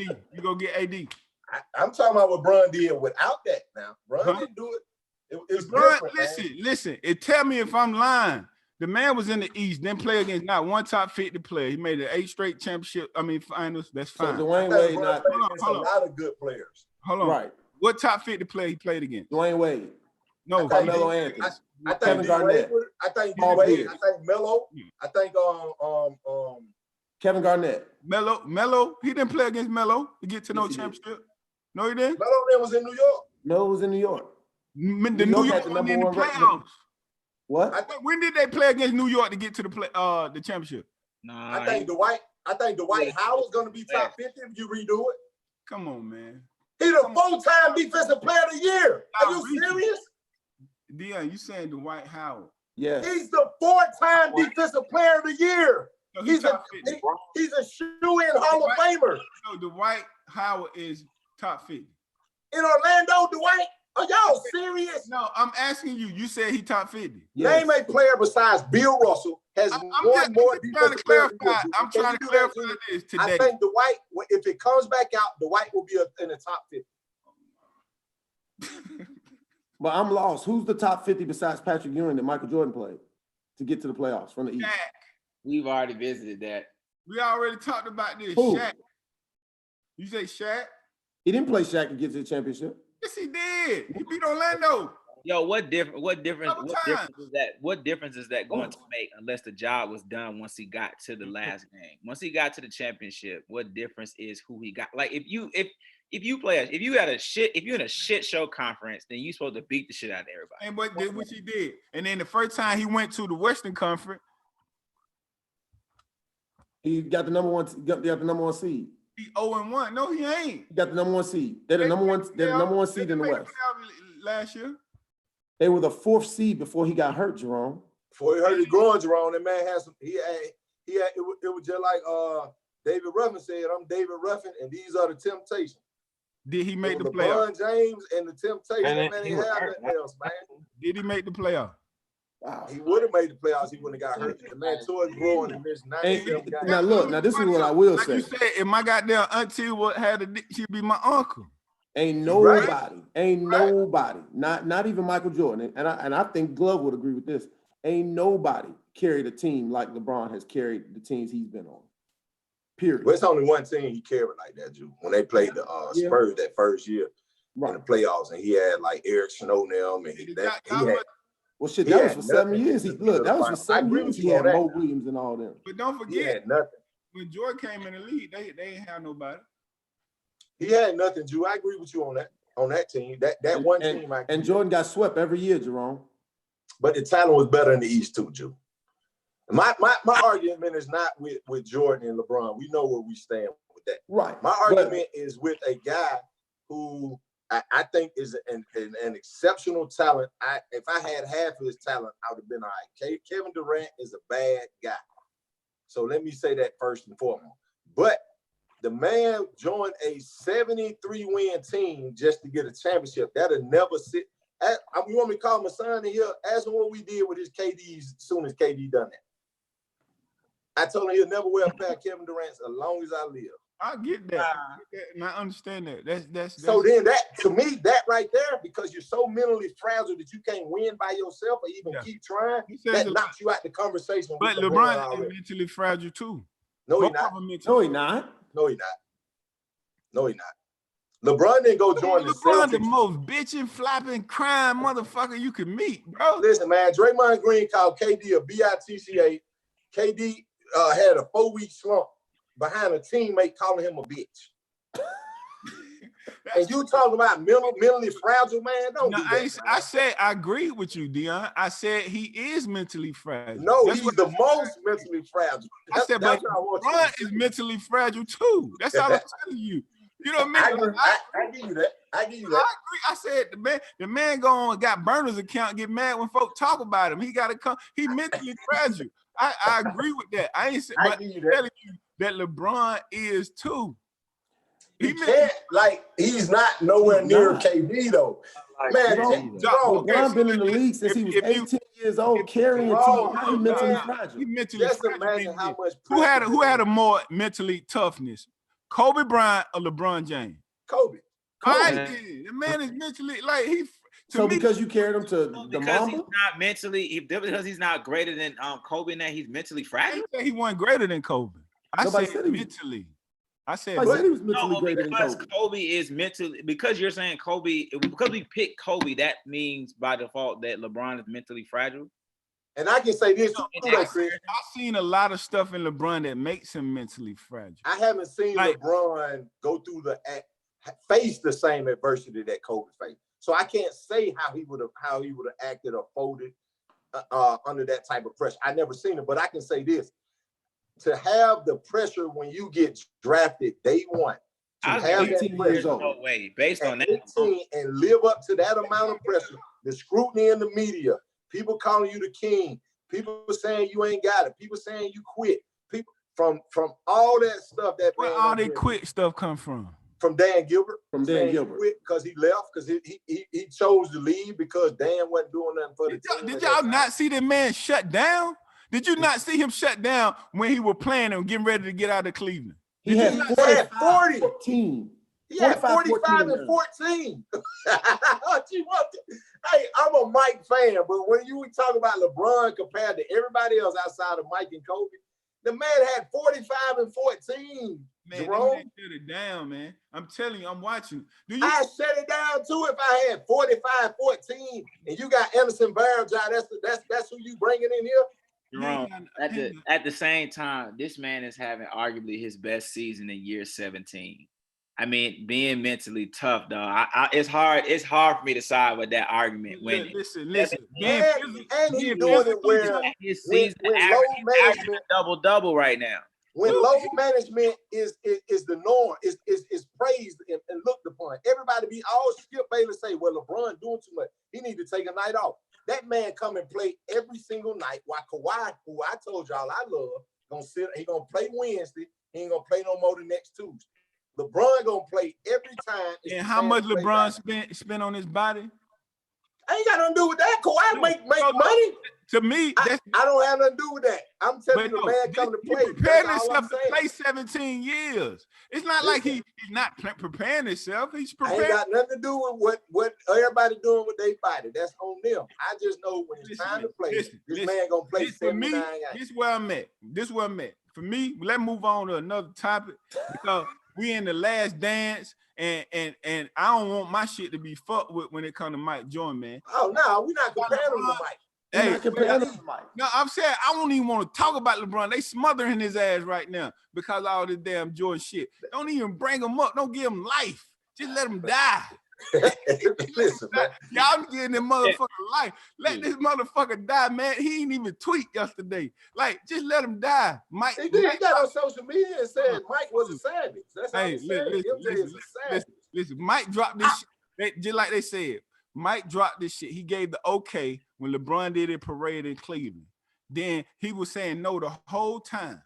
But when LeBron did a parade in Cleveland, they say the director said that's when Mike said drop it. Yeah, they said it. He did it to bury this nigga. That breath on his neck. He did it to bury him. So we ain't finna talk about LeBron. He did it because he had that breath on his neck. He did, but get what? This was gonna bury him. And after all that, go to your Twitter right now when you see the last dance, man. It's not gonna bury him because it's gonna show that Jordan was playing against some YBOA kids. Man, I definitely wasn't doing that. Man, when you see the bad boy, when you see the Jordan rules in the episode 3 and 4. Hey, look. You see episode 3 and 4. Here's my question. Here's my question, Glove. Here's my question. Talk about Bron, man. Let him die. Here's my question. Don't do that, Jude. Here's my question, Glove. Let him die. No, here's my question. Talk about Bron, man. Let him die. Because Jason Williams got on First Take today. Do not talk about LeBron. He made a great component. He said, as great as Jordan was, here we go. Athletes, you gotta stay here. And the skill sets today are so much greater than the guys that Michael Jordan played. We're not gonna do this. It would be interesting to see, like when we compare, we say Jordan is the greatest athlete, but Zach LaVine is a tremendous athlete. Not comparing him to Jordan, but he's a. You know why I say that? I say because it's one thing to be an athlete, Jude, when you by yourself. Right. Jordan takes off in traffic. He's an in-game fit. Like we be talking about people lay up packages and all that, man. Jordan just in and out, take off and dunk before you know it. Like that's the athletic. And so that's what Jason Williams was saying though. He was saying the guys that he was doing it against aren't like the guys that, they're doing it against now. But the guys that he was doing it against could clothesline you. Right. Just wait the next episode. Just wait till the next episode. They wouldn't let the man jump off the ground, man. And it wasn't no flagrants, bro. Like you gotta understand, it wasn't no flagrants. What does that have to do with basketball? It has a lot to do with I think that has a lot to do with it. No, but my thing got to do with mentality, Joe. No, I get that. But my thing is, and like me and you talked about it before, Glove. If I crown you with 3 people, if I have 3 people around you that are goons, we got some guys that are goons that'll foul you, push you on the ground. But if you're extremely skilled, that usually doesn't affect you. No, that affect me. I think if KD played in that era and some of these greats that we call team greats right now, I think if you knock KD in that era on his behind, like they was doing Jordan, but he's not mentally tough. But he's not mentally tough. I think KD go to a jump shoot. He just started shooting jumpers. That's true. Whereas Jordan kept coming to the hole, is what I'm saying. Right, and that's Jordan's mental toughness. But that's what I'm saying. That's why I think the skill set got better. That's why I think the skill set got better because guys started fouling like that. This is what guys are more skilled today. I give you that. But do what people tend to do. They tend to go with their era. Jude, they just say you wasn't around then and you really don't know. And I'll feel more I'm older than you, Jerome. What are you talking about? You don't watch Jordan. You ain't older than me. How old are you? I'm older than you, dog. I'm 40. I'm 40. How the hell are you older than me? Well, y'all the same age. When's your birthday, Jude? Jude? February 3rd. February 3rd. Yep. You turned 40. Yep. I'm older than you. Nigga, I was watch when I was goddamn 1 year old. When I was 1, you was still getting bottles, right? You forget, Jerome. You forget again. I lived in Chicago. They wasn't even showing his games on TV. I was at the games. But do you know the bad boys Pistons, man, when they used to level people, bro? Like that defense was horrendous, bro. And with Dude, the that's exception another top 50. That's 2 top 50s. Isaiah and Joe Dumars. He knocked them folks out there. No. But what I'm saying is Jordan was 1-3 against the Pistons, and he was knocked them 0-4 out. against Boston. Now you can't count it now when he had Dave Corzine at the 5. Dude. Man had Dave Corzine at the 5, man. Dude. Hey, Listen. Hey, but here's an interesting fact, though, Glove. Why LeBron playing? Answer the question. Why is LeBron playing? Why he even playing? Here's an interesting fact, though. Why is do y'all know that Michael Jordan has a losing record against every great player? He had a terrible. Come on, Drew, don't do that. Come on, Drew, man. It's a fact, though. Hold on. Dave Corzine, man. Booby Gibson. No, I think he's better than Dave Corzine. Anybody you name, Dave Corzine started at the 5, man. Do you understand what I'm saying? All I'm saying is why Booby Gibson, Booby Gibson, John Paxson. Why he playing in year? They both did the same. The knockdown shooters. Why he playing in year 17? B.J. Armstrong, man. Why? I think they the same. Mo Williams, BJ, they would have been the same. BJ. Yeah. Why is he playing in year 17? He chasing that black cat. He playing in year 17 because he the best athlete probably ever to hit. Chasing something like you got the money. At this point, LeBron playing in fucking year 17 because nigga can't. Right. Come on, man. I mean, like he done put so much damn money in his body. Like, shoot. That man, he playing year 17 to win a ring so he can try to catch up with that GOAT. We act like Kobe Bryant didn't play 20 years. Kobe played 20 years. 19, 20 years. Kobe played 20. Guess who Kobe was chasing? That black cat. Nah, he couldn't. I think they realized at a certain point, Nah. like when everybody say that, then they That's bring why up he that retired. 6 I think Cole left it all out there, man. Yeah. That's a whole different beast, man. You shoot a free throw with a torn Achilles and broken fingers and LeBron ain't better than Kobe to me. Like, how you gonna skip over Kobe? You gotta see my son first. you skip over because I think people disregard the fact that you can throw LeBron you can throw LeBron right now in the Chicago Bulls and they'll be a championship contender. You can't do that with anybody else because he is the best all-around player. So he can chalk up whatever your worst player can do, he'll chalk it up. And that's why he got pissed in the Golden State series because he like, motherfuckers, I got 49, 9, and 9, and he just walked over a free throw. You know what? You were right. Before that monster out in Milwaukee, you're right. You could throw him on any team in the East and he would have been in the championship. What monster in Milwaukee? No, Giannis. Don't do that. I'm not rolling with Giannis yet. Giannis got to prove to me because last year what Kawhi did to him, and I'm saying that he wasn't just gonna get past Giannis though. He was gonna have to play if he was by himself. If you can't shoot outside the charge, you can't shoot outside of 5 feet. Yeah, if you can't hit a free throw line jumper, I don't know. You just run because that's regular season. Regular season playoff different, huh? He still dominated. He was the MVP. Not doing it. I don't count regular season, man. We count wins. That man got that playoff. Why chopped his head off? Chopped his head off, and you know it. That's why you holding your head down. So the man didn't have no MVP season. Yeah, he would have won MVP again. What? You gotta go through that monster. You know what? What's wouldn't even made it out of the East. One time, man. LeBron would have won. He wouldn't have won in the West.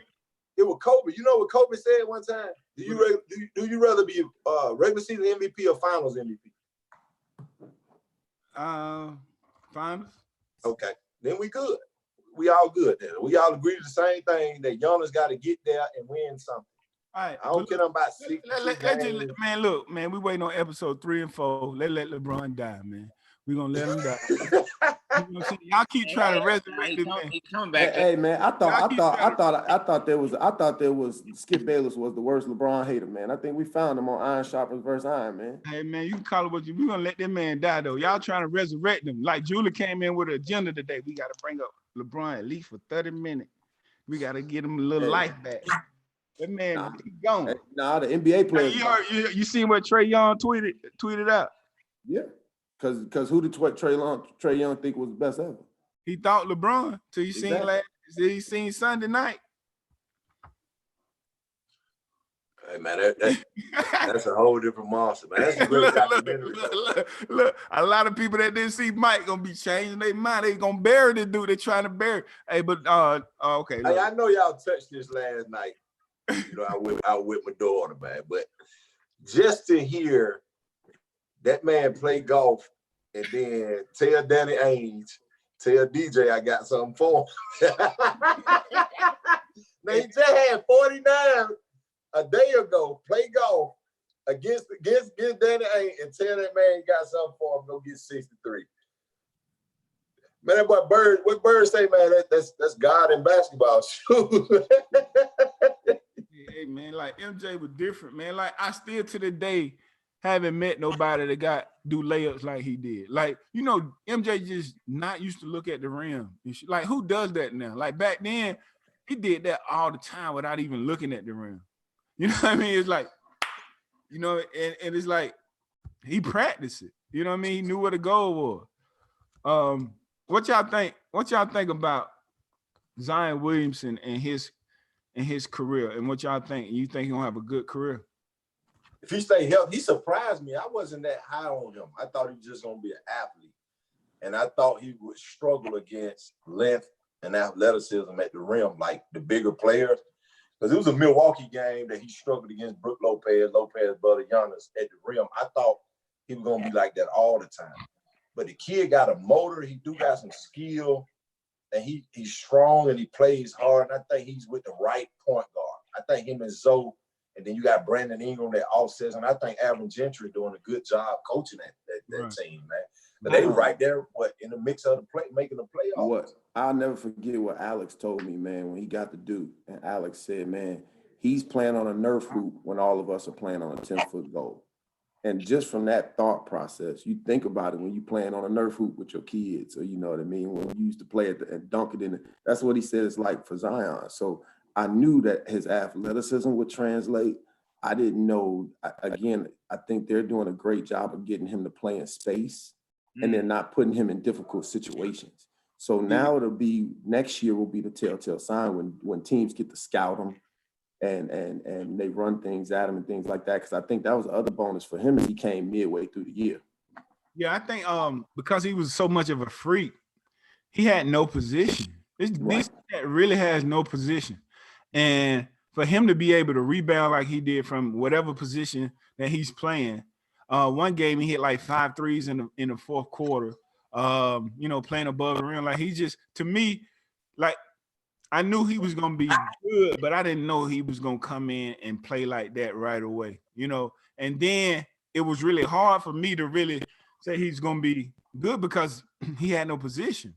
Mm-hmm. Everybody in the league taller than him. And it was like, no way he gonna out jump like people right back. Man, he's still getting rebounds over people and putting it back. And I'm like, man.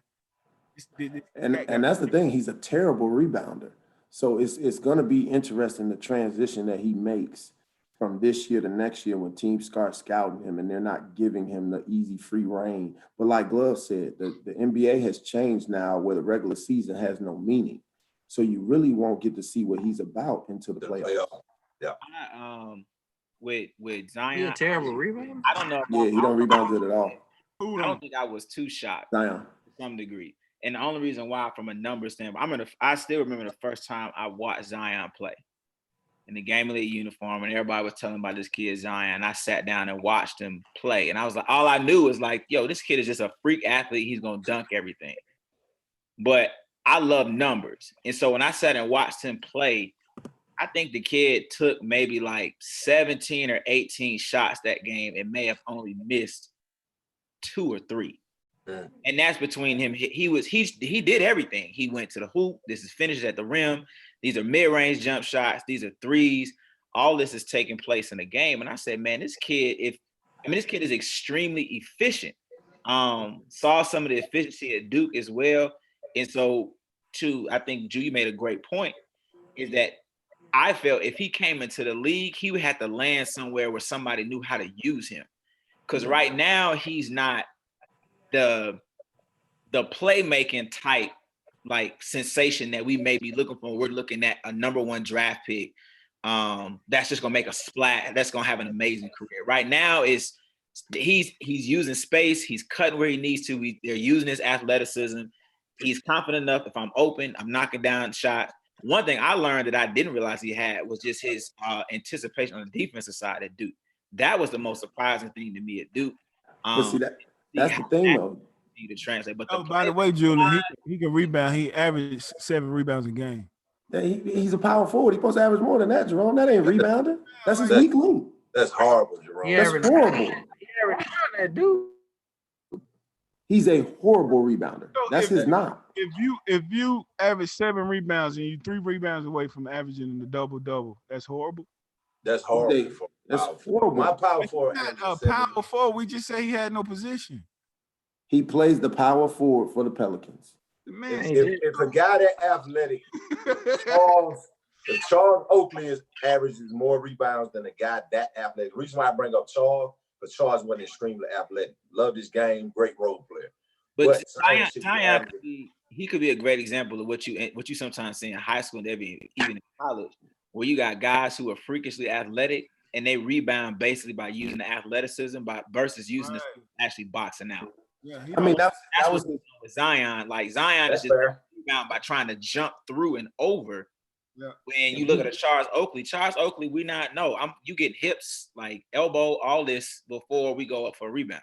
That was his minus going into the draft. They wanted him to become a better rebounder. Like that's his negative when they had his pluses and minuses was his height and his lack of Jeff. Oh, who left out? Glove, his phone cut out. He'll get back on in a second. How many he averaged at Duke, Jeff? He averaged 9 rebounds. Yeah. So I mean, he was almost a double. Well, I mean, okay. So let's moving on. What you think about the Georgia kid, Colin Sexton, man? Like, were we expecting more things from Colin Sexton being a pro, or is he right where you thought he would be? For me, I think he's right where I thought he would be because I thought he was an undersized 2 guard. What's the question again, Jerome? I'm sorry. Sexton. Colin Sexton, coming from Georgia, is he living up to expectations, or is he exactly where you thought he would be? I mean, I thought he was an undersized 2 guard. I've always thought that. His big thing was going to be his size and whether he was going to be able to transition like Lou Williams did. And again, I think, and Glove, you can talk about this. The NBA is all about fit, man. It's all about who you get drafted to. And I think Cleveland was just the wrong place. What has he gone through? 3 coaches in 2 years? That's a tough place to be for a young player. Yeah. So, I think for him, he needed to go somewhere to have a good mentor. You know what I mean? I mean, look, you got to think he had Jordan Clarkson as his mentor. So, that was a tough situation for him. But you also got to see at the end of the year, I think they moved the kid Garland to the 1 and moved him to the 2. And you saw he had a couple 30-point games right before COVID hit. So maybe, that's going to be his niche is being the scoring 2 guard. Yeah. I don't know. I just think it was a lot of hype going into it. I expected more. And a lot of people came out, I don't know if y'all remember this, but a lot of people came out early and said the kid didn't know the first thing about basketball. Like, no, he didn't know nothing. It got leaked from practice or something like that the kid, he just played. You know what I mean? It was like playing street ball. He just hooped. He didn't really know about basketball. I don't know if there was a interview or something done on him, but I don't know if he admitted exactly that, but he did admit to. It seemed like the article I read, he kind of admitted to some type of a learning curve. All the veterans blasted him. No, it was all the veterans came out and said he don't know nothing. They couldn't stand him. But he the product of one of those guys, and we talked about this before, who just worked on his game with a trainer versus going to play. Like, you got to play and play for somebody who's not going to let you get away with crazy habits and teach you how to play. But when you that talented in high school, your AAU coach gonna be scared to say something to you, and your high school coach gonna be scared to say something to you. Whereas, you know, you sometimes you got to get in the kid's stuff and let them know. Like he bumped the heads a lot with Avery Johnson at Alabama. What better coach to learn from than Avery Johnson? You know, NBA champion, played great with the Spurs, got it from the ground up, you know, worked hard and learned intelligent basketball, man. Did it as a coach in the NBA, was coach of the year, so you know he knows what he's talking about. So what better coach to learn from? And you bumping heads with him, which lets me know sometimes these kids just be in the gym, and this is what I said the other day, they just train at cones and with their trainer. Man, there's so much more than basketball than an in and out floater. Man, for real. Like it's too many parts to basketball for that. Right. So if you're not able to process the game mentally, and especially you're a point guard, man, you're gonna be in trouble. You'll be out the league before you know it. And I know the kid not gonna be out the league because the kid can play. And I think the kid he's having a decent year, but I expected more, like you said. Yeah. And for me, I just think for me, and if any kid listening, it's again, I know I might be a little different. I'm a little wild child, whatever. But for me, I'd rather know the game IQ wise than all the training. I'd rather be in a room learning how, like the IQ side of basketball. I feel like the training part can easily come, that other stuff, but I feel like if I knew what to do, how to do it at every time, like I thrived after that. In practice, like you said, Dion, I used to question my coach. I used to go back to him. I say, no, what about this? What about this? To the point where I knew the basketball better than anybody. And to the day, I know basketball better than anybody. Like, if you want to coach, we'll go at it. And anybody seeing me coach, I love this part of it. Like, this part, I love. Like, the thinking part of it, because that's what makes, to me, that's what makes you a better player. I wasn't the most athletic player, you know what I mean? But I knew how to play. And I think that's a skill in itself. Yeah, IQ. I mean, like you look at, like I'm looking here, guys, at his numbers. His rookie season weren't bad. 32 minutes. He shot 40% from the three-point line. It weren't at all, Drew. Right. 84% from the free throw line. How many? But see, here's the point that I was making, and I think, Dion, you said you agree with me. He's a two guard. He averaged 3 assists, 3 rebounds, and 17 points. Wow. That ain't gonna get it. 3 assists not gonna get it. Yeah. Nah. So 32 minutes, hell, you can stumble up on 3 assists, man. Right. You can stumble up. I mean, you telling me 32 minutes a game, you can't get, you can at least should have 4, you should at least get 1 a quarter. I mean, hell, Kyrie averaged what, 7? And he don't like to pass at all. Yeah, he don't. You know, so I think that's the thing, is he got put in a bad situation, man. They drafted him based on his skill set, but his skill set, I think he's a two guard. He's Lewis Williams. I agree with you, Drew. I think that he's a two guard. How long? What is his contract? Is it 3? Nah, you know they be extending that stuff out. Like you can. 4. I think it's 4, ain't it? 3 in the arm. Yeah, I think it's 4, maybe 5. Because they'll throw around and throw another year on there at you. You got to sign it, and then you go out and get big money. It's almost, and this is another topic we can talk about another day. It's almost a blessing sometimes to be drafted in the second round. If you a go-getter, because you 1 year, 2 year, whatever, 1 year, and then the next year player option. If I go like Draymond Green, that's how he played great. And that's how he was able to go get to the money. If Draymond was in, what year is this for Draymond? 8. Yeah. 8? Yeah. So 5, his first 5, he'd have been locked in on a rookie deal. So that's what I'm saying. He was able to get to the money. Draymond about to get his second contract. Yeah. So he able to already get to them big deals. So that's another conversation though. But how much Draymond's success came from Steph Curry? Because when Steph left, Dre looked like a damn like he lost his kryptonite. Nah, he lost everybody though. But how much of Steph Curry, like we say that, but how much of Steph Curry's success come from Draymond? Draymond pretty much plays the point. Like Steph is the point on paper, but Draymond gets a rebound. He's pushing it, dribble, handoff. His basketball IQ is ridiculous. Like what Draymond do for that team, man, is retarded. And I think they just all fit well together. Like Clay, Draymond didn't have Clay this year. He didn't have, Iguodala and them not there, so he was the man, but he really wasn't the man. He ain't never been like that.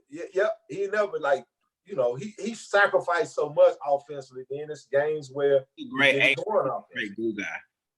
Great glue guy, man. You talking exceptional glue guy. What about? Speaking on Colin real quick, you know he upped his assist. I mean his points this year to 21 a game. He went up 4% on field goal percentage. He shot 47% this year, but his assists are still at 3. He's a 2 guard. He's a 2 guard. Yeah, kid a hell of a score. So he gon' it's hard for me to say that Lou will mold because I think he's like the 6-man GOAT. That if you use that for a time, I think he's the greatest 6-man that ever played the game. I don't know if we'll ever see another one like him. Vinny Johnson. Is a scoring Colin not the Colin we're used to though? But I don't know how much I expected. I understand from his role or his position, being able to distribute the ball. But isn't the scoring Colin the Colin that that's what he's always been? So I mean, from that vantage point, like, is that going to? Well, I guess he's in the league, and I guess Dion, you can speak more to that yourself. But I mean, how harmful is it to knowing what his track record typically coming from high school, college to the league, that he's made that jump in a year? I'm thinking about what his next jump would be. The only drawback I have is I thought that was why he went to Alabama, was to learn how to be a better point guard playing under Johnson. So that's the only drawback to his numbers, is that I thought that was. Don't do that, Ju. Can't see the skin cream, Chris. Don't do that, Ju. Don't be. Wait till the career over so we ain't get nobody in trouble. Don't do that, man. Don't do that. They got in trouble for it though. They got in trouble. Well, listen, But I think from his numbers, what you just said, that's great that he's efficient. Now, if he was shooting 40%, so I just learned something new. As long as he's efficient with what he's doing, it's okay. For me, I hope he gets his assist up per game. Then he can be in them conversations. I ain't saying, he can be like effective like Kimba, or, where he can score it and get people involved. I'm curious. And his I know Lou didn't get the chance because he was playing with Iverson. But when Lou finally got the chance to be the scoring machine that he was, I'm curious on how many assists he averaged. Anybody can look that up before I do? Hey, Drew, somebody say you dry snitching, man. Yeah, that's why I told them don't do that. We got to tell you to take your hoodie off. We got to frisk you. Hey, he got in trouble for it, guys. That he had to pay the money back. We gonna have to bat him down, Jerome. see what he got on. Take your shirt off, Drew. Hey man, he got a wide. He got a wide. Pull that hoodie up. Hey, what they call a mob? I got a mob. Lou Williams' highest average in assists was actually this season. 6, right? Yeah, just about 6. As a career, he's had a career of 3.5. So about 4. So very, very similar. So what about I know Wendell got hurt, but Jaylen Brown, man. Like, what you think Jaylen Brown's ceiling is? Because he kind of became like a semi-superstar, man. I wouldn't say like a big superstar and like an all-star right now, but I would say it's working towards that way. It seems like it's going towards that way. It seemed like he went through a rough patch. Like, I was riding with that Celtics group in the playoffs, him and Jason Tatum. I know they had to put what's the name back on the court the next year because they paid him that money. But I swear to God, I feel like that fucked Jaylen Brown up. It did. That's not to say that Jason was not the man. I think Jason, from a skill standpoint, really shined. And Jason Tatum is mark my words when I tell y'all that. Today is what's the date? April 21st. Jason Tatum is the next best player in the NBA. I told somebody when I went and saw him at Duke, I said, man, I've never seen somebody that size be that skilled since Kobe Bryant. Boy, you must not watch Phoenix basketball. You said who? You must not be looking at Phoenix. I know you got to go to work, so I'm up late. I can watch West Coast game. Talking about Devin Booker. Devin Booker is a monster, man. Whoo, you talking about skill, size? Whoo. Jason Tatum's 6'8" though. Nightmare. Hey, look, I'm gonna throw out a player, man. He might not be the best in the league in a couple years, but he gonna be an all-star. I think in 2 to 3 years. Don't nobody really know about him right now. Anthony Simons from Portland. I'm the one with the IMG. Only went to IMG. He would definitely not be an all-star if he in Portland. No. Like they put him in with like 2-3 minutes left. I mean, they put him in behind Dame, and he go to work, man. Like he scored the ball. He can score. He gonna have to get out of there because Dame and CJ gonna get them shots. And if Yeah. he get out of there, I agree with you. He got the the ability. He just got, like Julian said. That's why I say his contract could be up in like maybe 2 years, and then he'll. I see what you're saying. Yeah. So I think he'll get that. It's a lot of young talent, man, in the league right now that you know what I mean. That just need like we were saying. I think you brought up Jalen.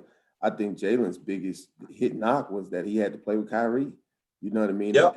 And I don't think Brad Stevens, and here's my phrase of the day. I don't think he knows how to coach talent. I think he's a system coach. And I think so when Kyrie came, he didn't know how to make those. What?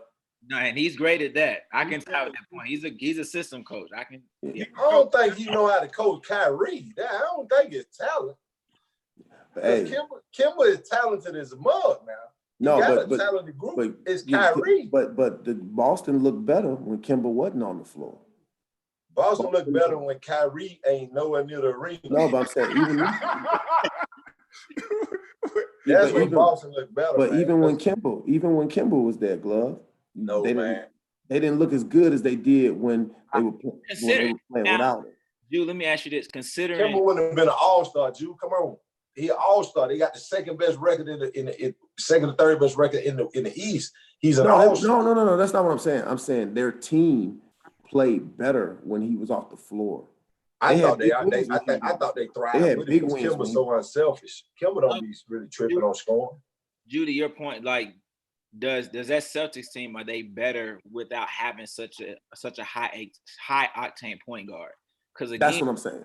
Like again, the playoff series that was heavily rooted in Tatum and Brown. Like after that season, like any other piece that came in, it just seemed like it just fucked the rhythm up. And the point guard was Terry Rozier. They really need like a Kimba or a Kyrie type talent at point guard.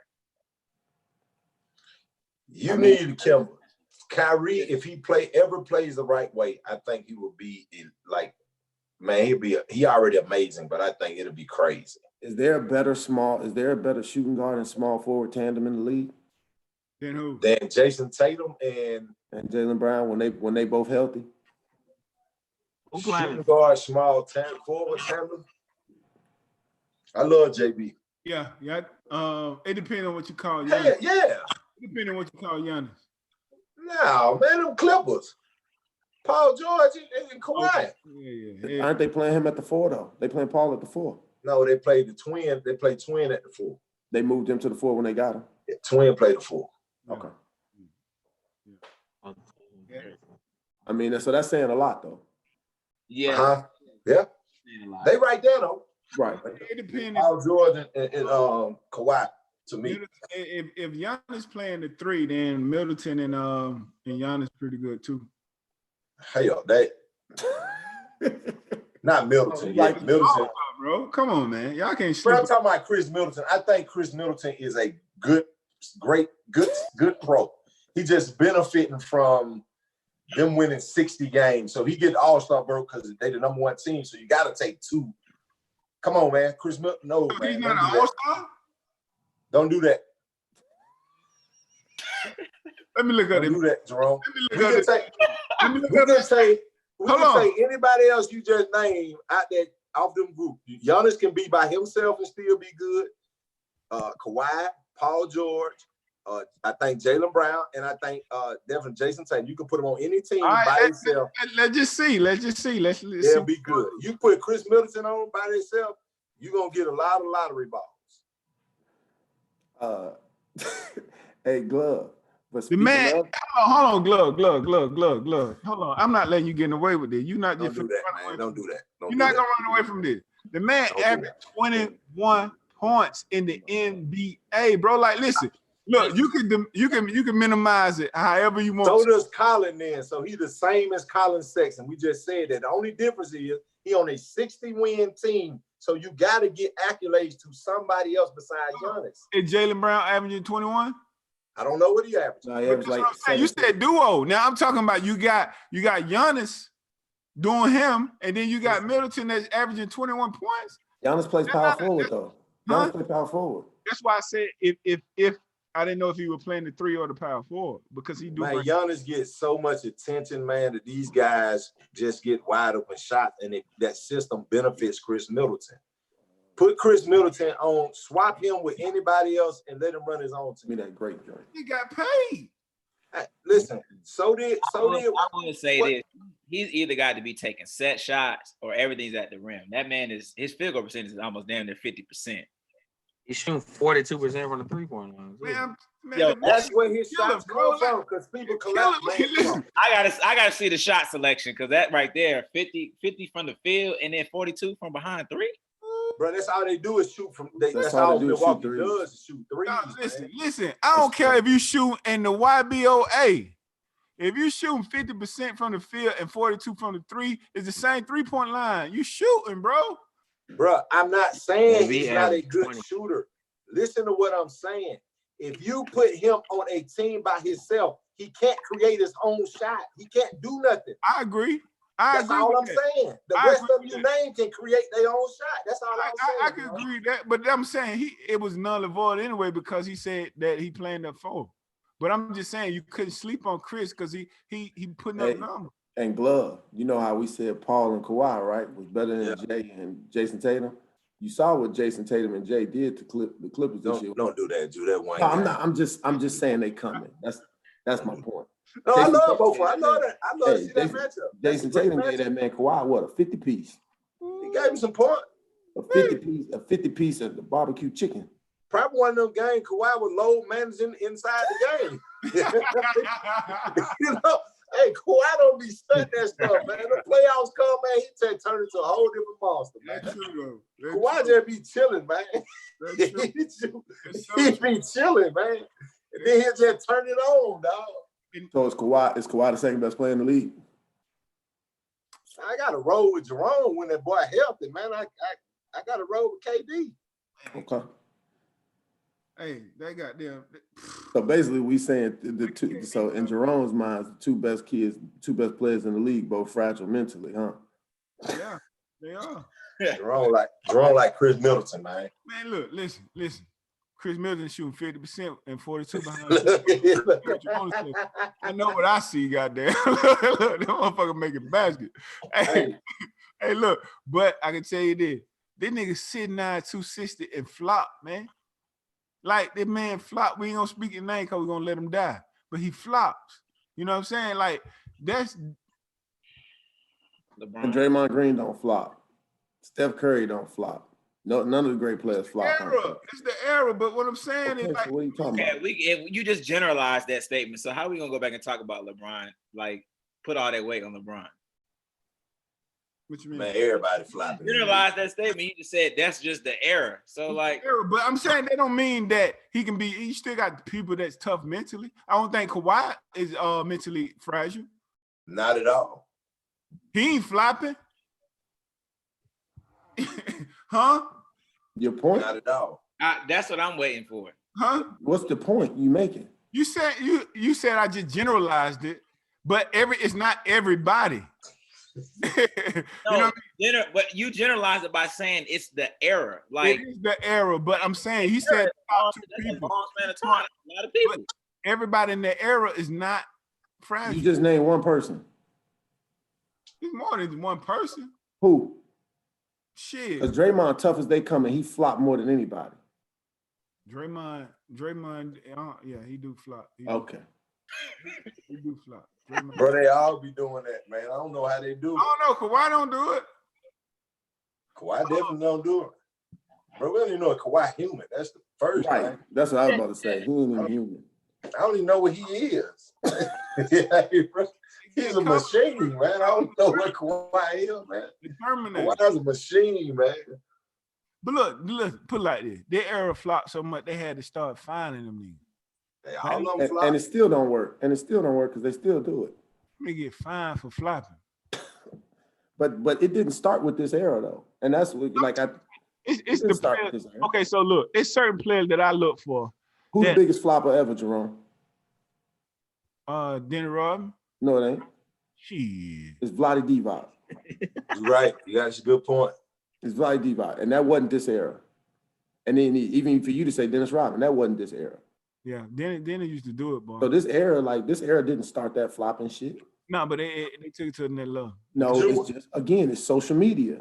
Drew, what position do you count Westbrook and Hart with that small ball lineup they got? Are they the 2 and the 3? They the 1 and the 2, right? I don't know. That Tony got 5, 6, 5 players. Look, D, this what I'm saying. I'm telling you, like, hey, when I studs now. When I look at ball, studs now. When I look at ball, I'm always trying to identify the person that is not the slam dunk.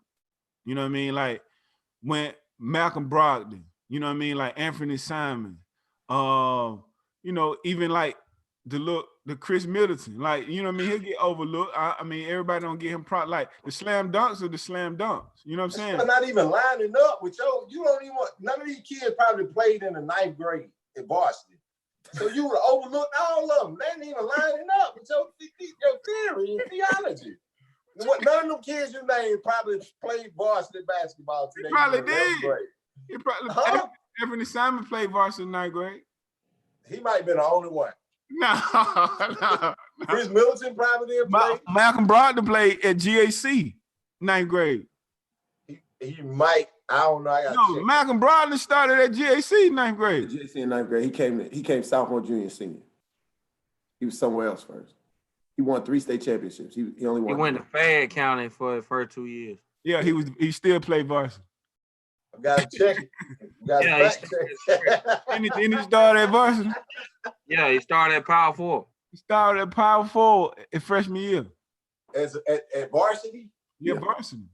So we know Russell Westbrook. He played with Noel Johnson at Fayette. Yeah. Yeah. It was a bucket. He still was a bucket. But Jerome, I think Malcolm Brogdon, some would argue that year he came out of high school, he was the best player in Georgia. I think he was. Yeah. I told somebody else that they said he won 3 state championships and went to Virginia. Listen, this man was so cold, dog. He was so cold. I came watching when they played Buford. Matter of fact, when they played Buford up at Buford, he had no expression on his face. He don't smile. He got no expression. Motherfucker just ball, boy. I like this motherfucker. This is a bad son gun here, boy. You talking about 15-footer that was cash money. Ooh-wee. Now he got paid. He got paid. Who he went to? Indiana, eh? Yeah, Indiana. Yeah, he was a bad. Victor Depot. Yeah, Depot. Shoot, man. Who else we got? Georgia. Oh, Wendell. Wendell got hurt, didn't he? Wendell got hurt. How you think he playing this year? Playing? I mean, he was averaging a double-double, wasn't he? It's hard for big because they don't just get the ball like they used to back in the day. It's either pick and roll or, you get it on a short roll or you roll it to and then the big white kid he played with shoot so many damn jumpers. Yeah, it's hard. But I thought Wendell had a real good rookie year. Somebody said Kawhi Leonard just don't want to get hurt. I don't know what it is, but he's a machine. So. Wendell averaged 10 and 7. That's a good rookie year. Yeah. According to you, Jew, he can't rebound. Who? Oh yeah, he did. Oh, according to you, Dion, he can't rebound. He didn't start though. He did? Didn't he start? He started 40 games, but he didn't start. But he wasn't no number 1 pick. I spoke to the coach about this, but Brandon Robinson, man. Oh, I know. Like, this dude was a letdown to me. I like the dude so much because he was that long guard, point Picked guard. the wrong school. I think he picked the wrong school in the wrong position. He's a natural point guard. And like he gave me that frame of like that tall point guard, man. Like, and he really like let me down because I was high on him. You know what I'm saying? Coming out of Douglas County. And Has there ever been a kid, and this is a question, because you know I got to play against Brandon when I had Alex. Has there ever been a kid from Georgia that's ever been successful at one of them blue bloods? Ashton Hagen, a semi-successful. Ashton Hagen got into a fight with Coach at the end of the year. That's why he leaving. Oh, for real? Yeah. Y'all didn't see that? He got benched the last game. Who did? I knew it was coming though. I knew it was coming because that damn monster that was in front of him, he messed that whole shit up. Who got benched? Ashton. Yeah, he got into a fight with Kentucky. Yeah, he got into a fight with Coach. I said, my question, Glove, I said, has there ever been a kid from Georgia that was successful at one of the blue blood schools? And I don't think it has been. And one of them who? The blue bloods. Kansas, Duke, North Carolina, UCLA. Wendell didn't do better at Duke. Wendell mama blast Duke. He hated Duke. But that don't mean he didn't do well. I ain't say he liked it. I didn't say he didn't do bad. He did well. He did well. He did well. You know, I ain't say he liked it. Right. Man, you can't. He didn't do as good as he could have done. I agree with that. I agree with you. It's hard to be successful at these schools though. When the coach is the school should be the coach name. Right. Like you say anything that coach, he gonna bench or whatever, and ain't nobody gonna say nothing about it. And so bad mouth Coach K all you want. He's still gonna get 5 McDonald's coming out this year. And so to piggyback off that, and I guess I was leading to, guys, and here was my question that I was going to come into that, is knowing that, do we think that as coaches and as mentors, we're doing right by our kids? No. No. We're not. Help me out with Rambling. that. On what, Jude? Because our kids aren't successful at these schools. So because they're kids, I think that's our fault, that we're not teaching them something before they get to those schools to be successful. No, I don't. I just think some schools are not made for certain people. Honestly, I just think that Georgia is a certain type of basketball we play here. And like the coach said when he was on, it has to be a fit. And I think those schools don't fit. And then confidence plays a major part into it, as we learned about the document The Last Dance. Confidence plays a major part into it. And when you got all these 5 stars right there beside me, it's like I got to compete for my position. I'm not the man. I'm used to being the man. And now this is the first time that I'm not the man.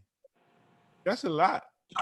I think, and my question, I guess for me, Jerome, I think it's because we do a disservice, and Glove talks about this all the time. There's too many teams in Georgia. And so we do a disservice to these kids by letting them team hop. You know what I mean? By not telling these kids it's beneficial to play with other great players. So then it teaches them. So when they get to the Kentuckys, they get to the Dukes, man, I can play with this other kid that's just as good as me, as opposed to, man, this ain't working for me. I'm a pout when I don't get my shot. I'm a pout when he missed me, so forth and so forth. They said Brandon Boston will ball out at Kentucky. Well, we'll see. I think he's gonna do better than what he would have did if he was coming from North. That's what I was about to say, but Brandon also left. Exactly. Because it's a certain mentality, it's a certain basketball thing that come out of Georgia. I don't think that Georgia kids are mentally ready for Kentucky and Duke and all those. Unless you just a slam dunk, like Ant would have did well no matter what Ant would have went. You know what I'm saying? So Like, why these kids don't go to the Georgia Tech, Georgia State's in-home schools? Kentucky, Kennesaw State. That's what I was about to get Bobby to. Creamy. Now he gone.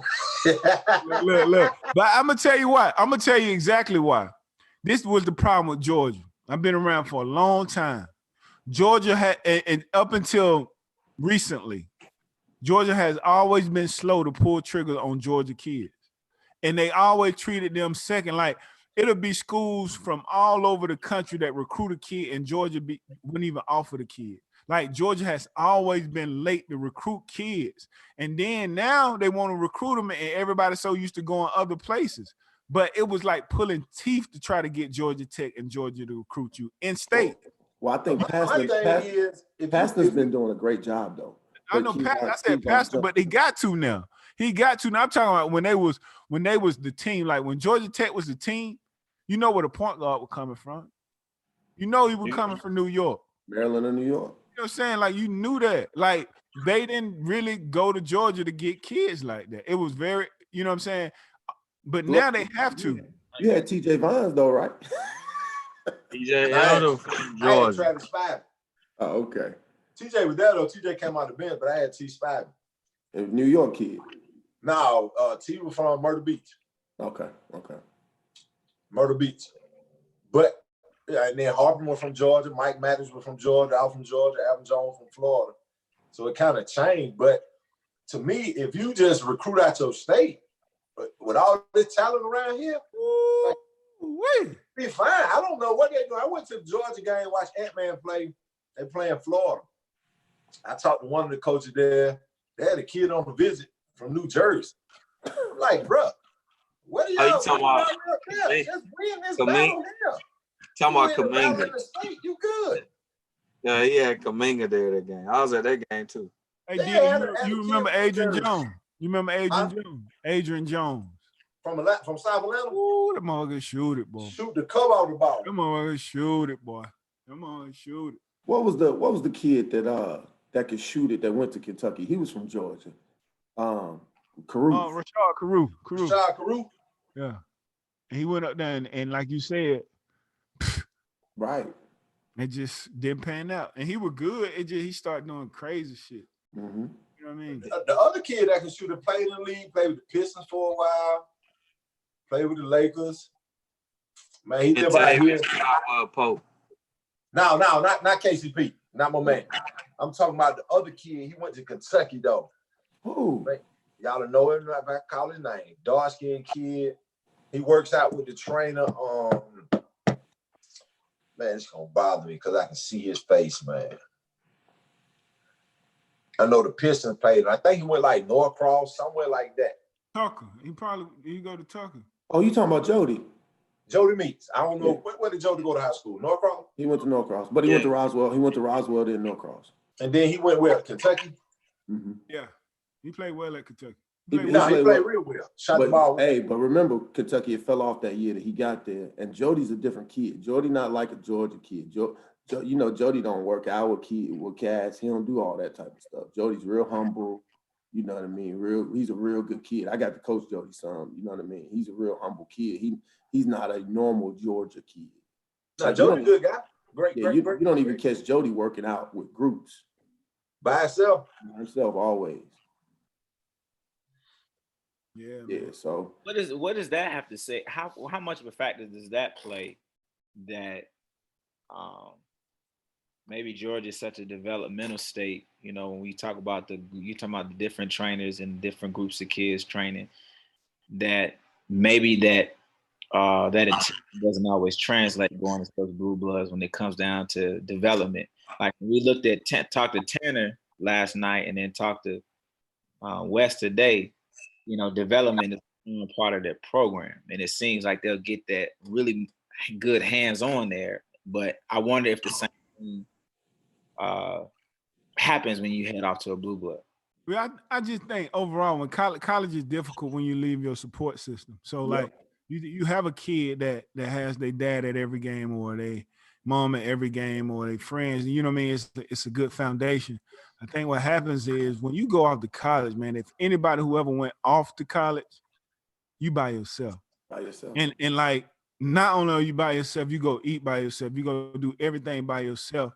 And then that person, you got to figure this stuff out on the go. So like when you have a bad practice, it's not dad that'll drive you home and say, look, you did this wrong or whatever it's you got to figure this out by yourself. And I think the lack of support system caused the lack of confidence. And as you say that, Jerome, every kid that I think about that has gone to one of those blue bloods, their parents moved to that state.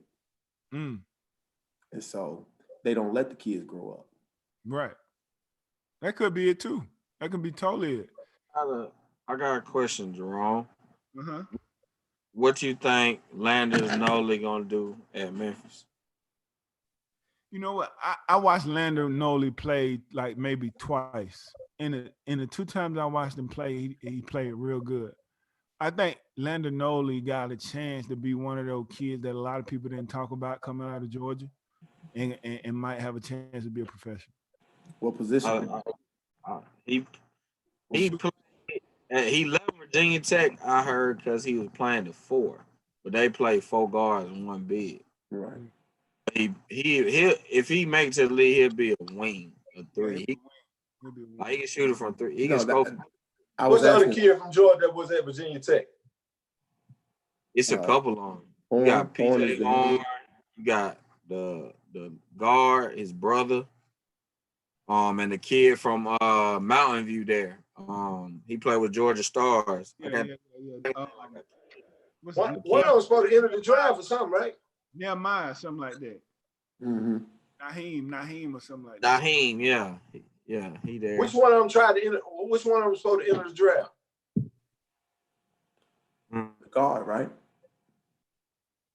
I think he might let him in scoring this year. It's the guard, I think, isn't it? I don't know their name, Drew. Hold on. He from Georgia? Yep. Virginia Tech. Yep. You know, Coach Young is over there at Virginia Tech now. He was at Wofford.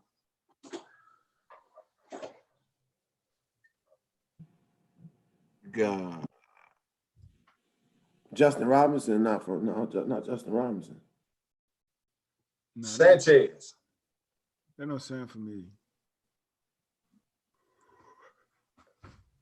Oh God. Let's see. It's in his past year. I can't find it.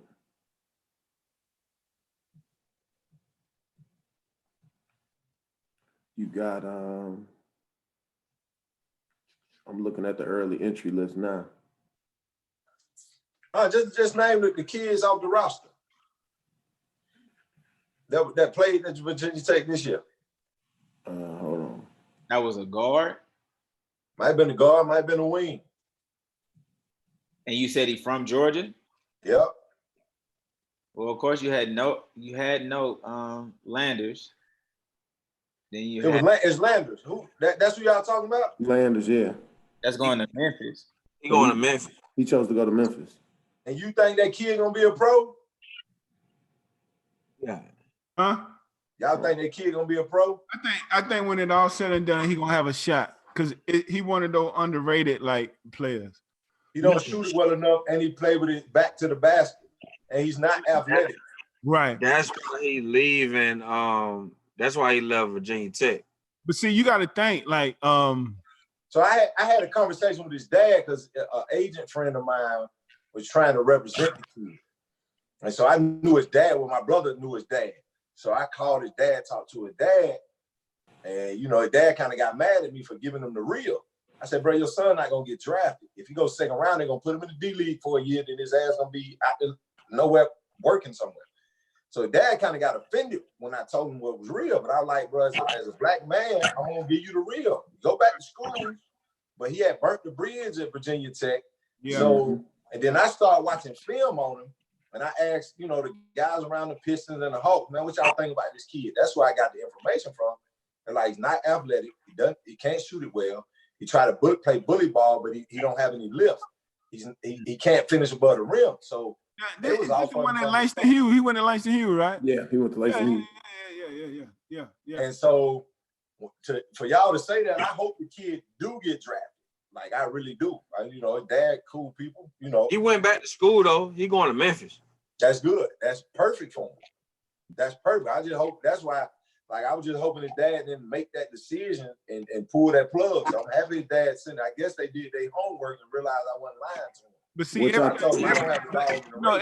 everything's about development, right? So I remember vividly being at McEachern and me, Coach Thompson, and it was somebody else. It was after everybody done went home. We sitting there talking. and Coop was upset because they didn't pick Isaac for the McDonald All-American or the Jordan Brand game. You know what I mean? So Coop was like mad. He was like, man, I said, Coop, don't worry about it. This kid gonna go pro. Because of his ability at the time, nobody had him ranked. It's just how he plays the game. Like, and he wasn't a shooter. You know what I'm saying? Like, and Isaac really didn't have no position. Like, you know what I'm saying? Like, Isaac, is he a wing? Is he a post? Is he just a player? You know what I'm saying? Like, you know who Isaac's like? He's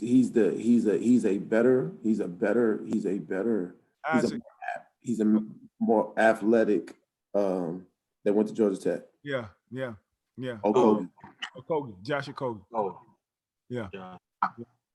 But both of them are two kids that if you seen, you couldn't place them in a position. No, they didn't have one. You couldn't place them in a position.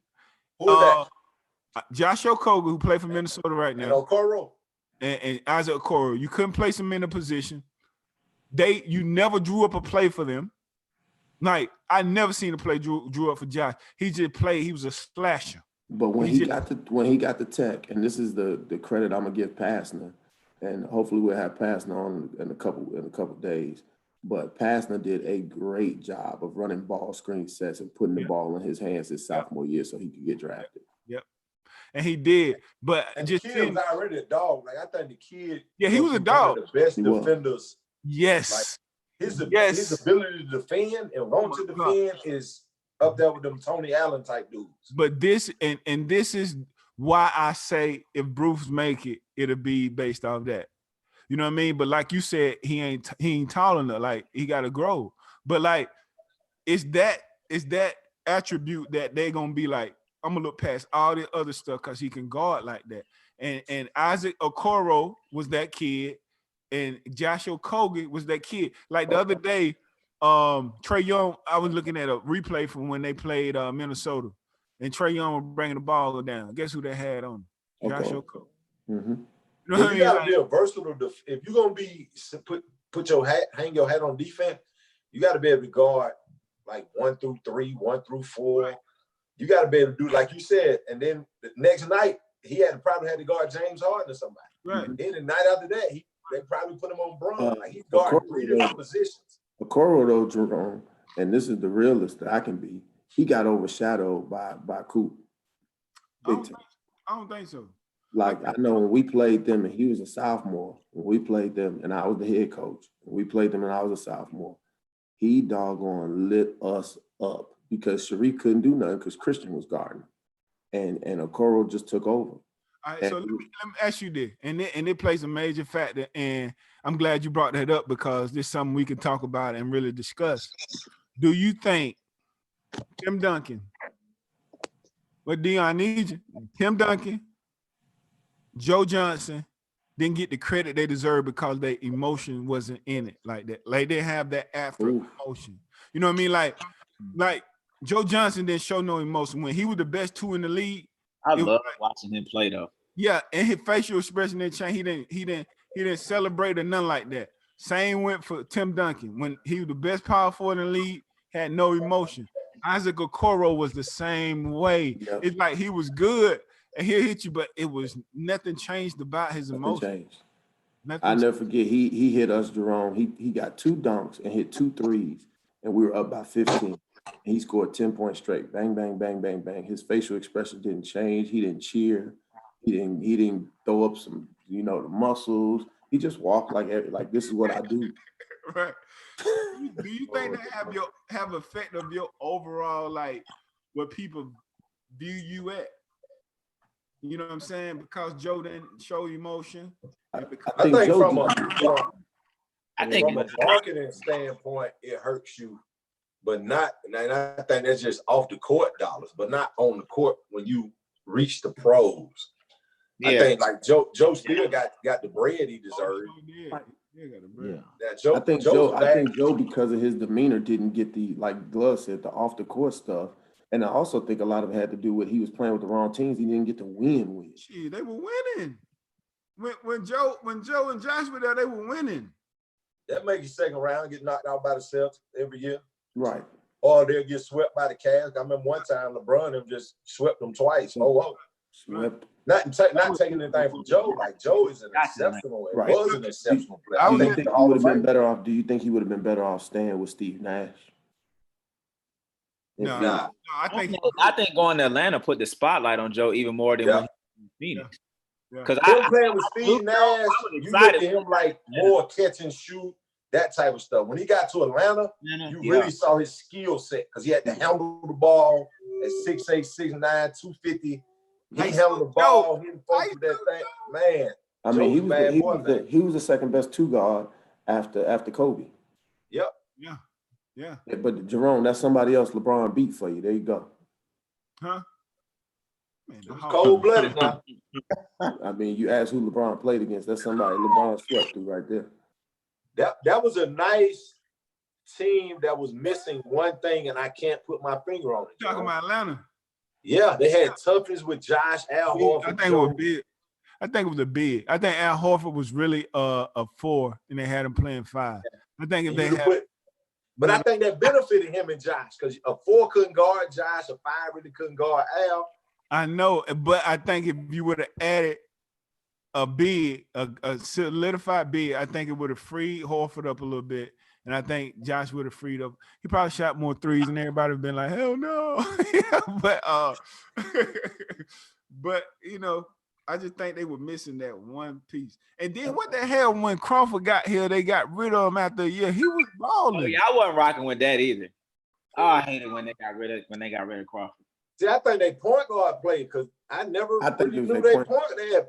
They had Bibby, but Bibby was at the end of his career. They had Bibby in his prime. Like I think they would have came out the East. No, they had Bibby. They had Bibby when Bibby was still balling back. Hey, no, man. They didn't have Bibby when he was on. But look, and Jerome, this goes back to you. They were the number 1 seed every year, and they just ran into that monster wearing that number 23 jersey. That other monster.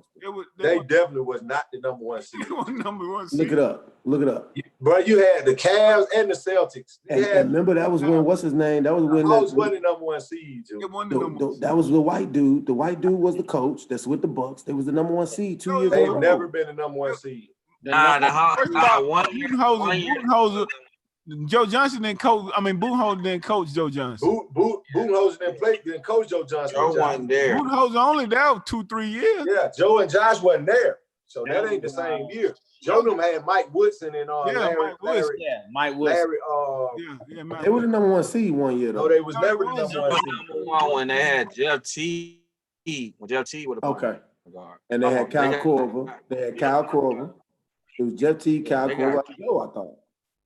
No, Jeff, that's Budenholzer team you talking about. Joe wasn't on that team. That's when they had Millsap, like Paul Millsap. Yeah.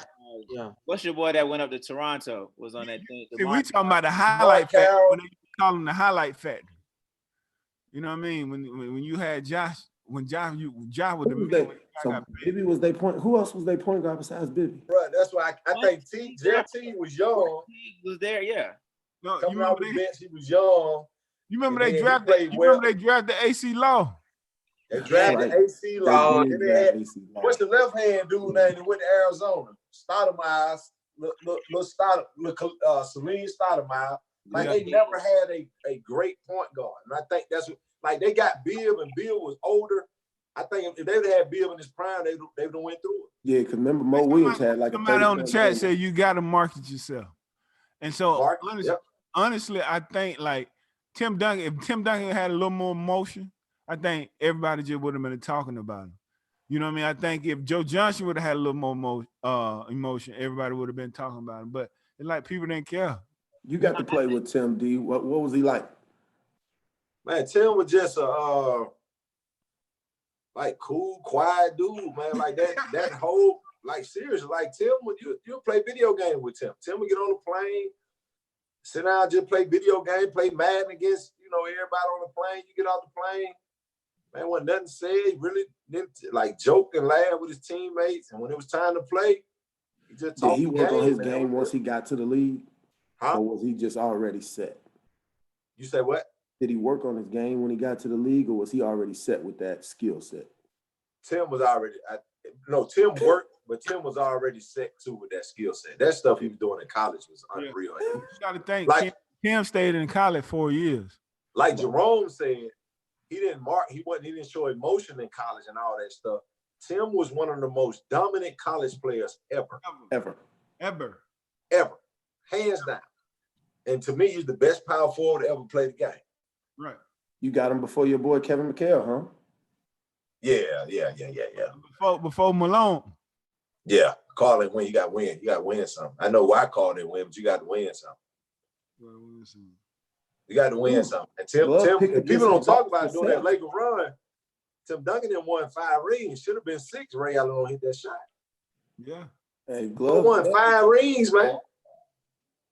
You picked against Boston. I gotta respect that. You love you because I look at it as McHale was as great as he wasn't the best player on his team. Bird was. McHale got an MVP too, though. Tim, no, he don't. I thought he do. No, Bird won it 3 years in a row. So McHale got 6th man of the year.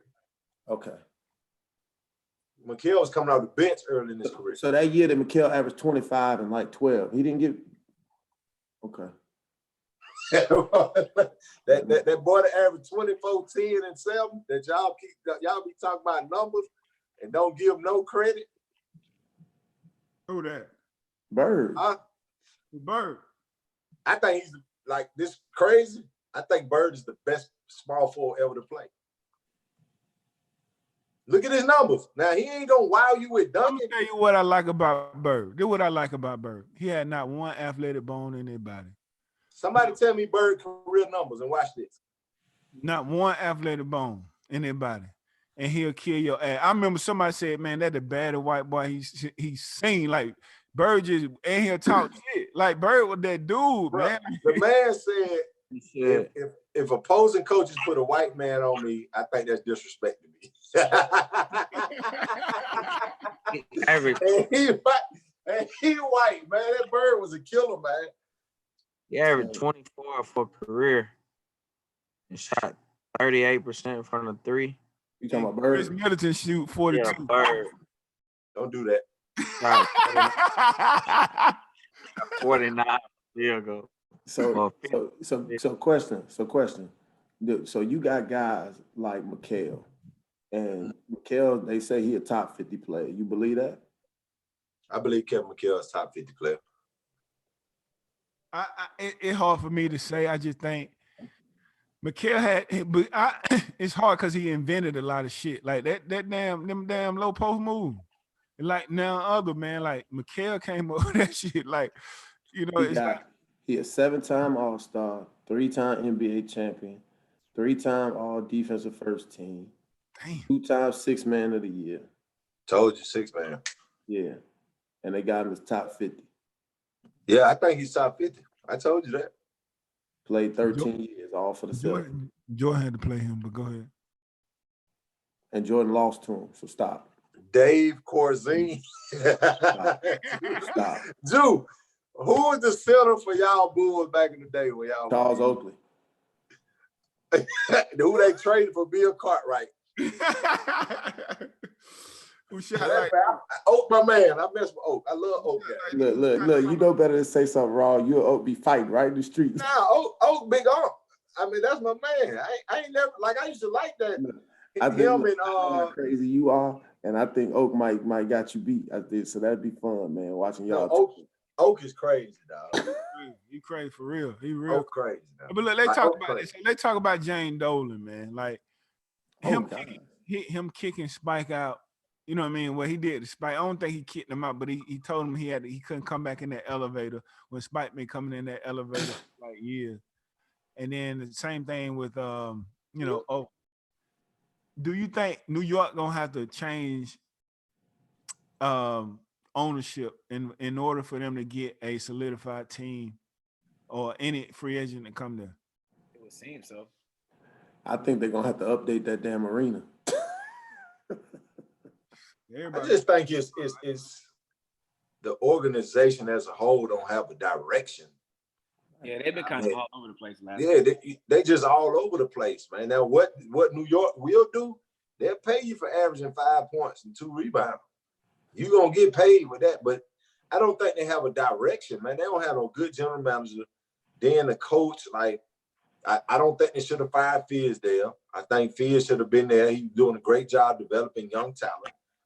See, they don't know if they, like, you know, most teams be like, man, we just we starting over. We're gonna develop what we got. They traded Porzingis, who I liked him. He was out there hooping, man. You trade Porzingis, you don't get out a chance to even see what he gonna be.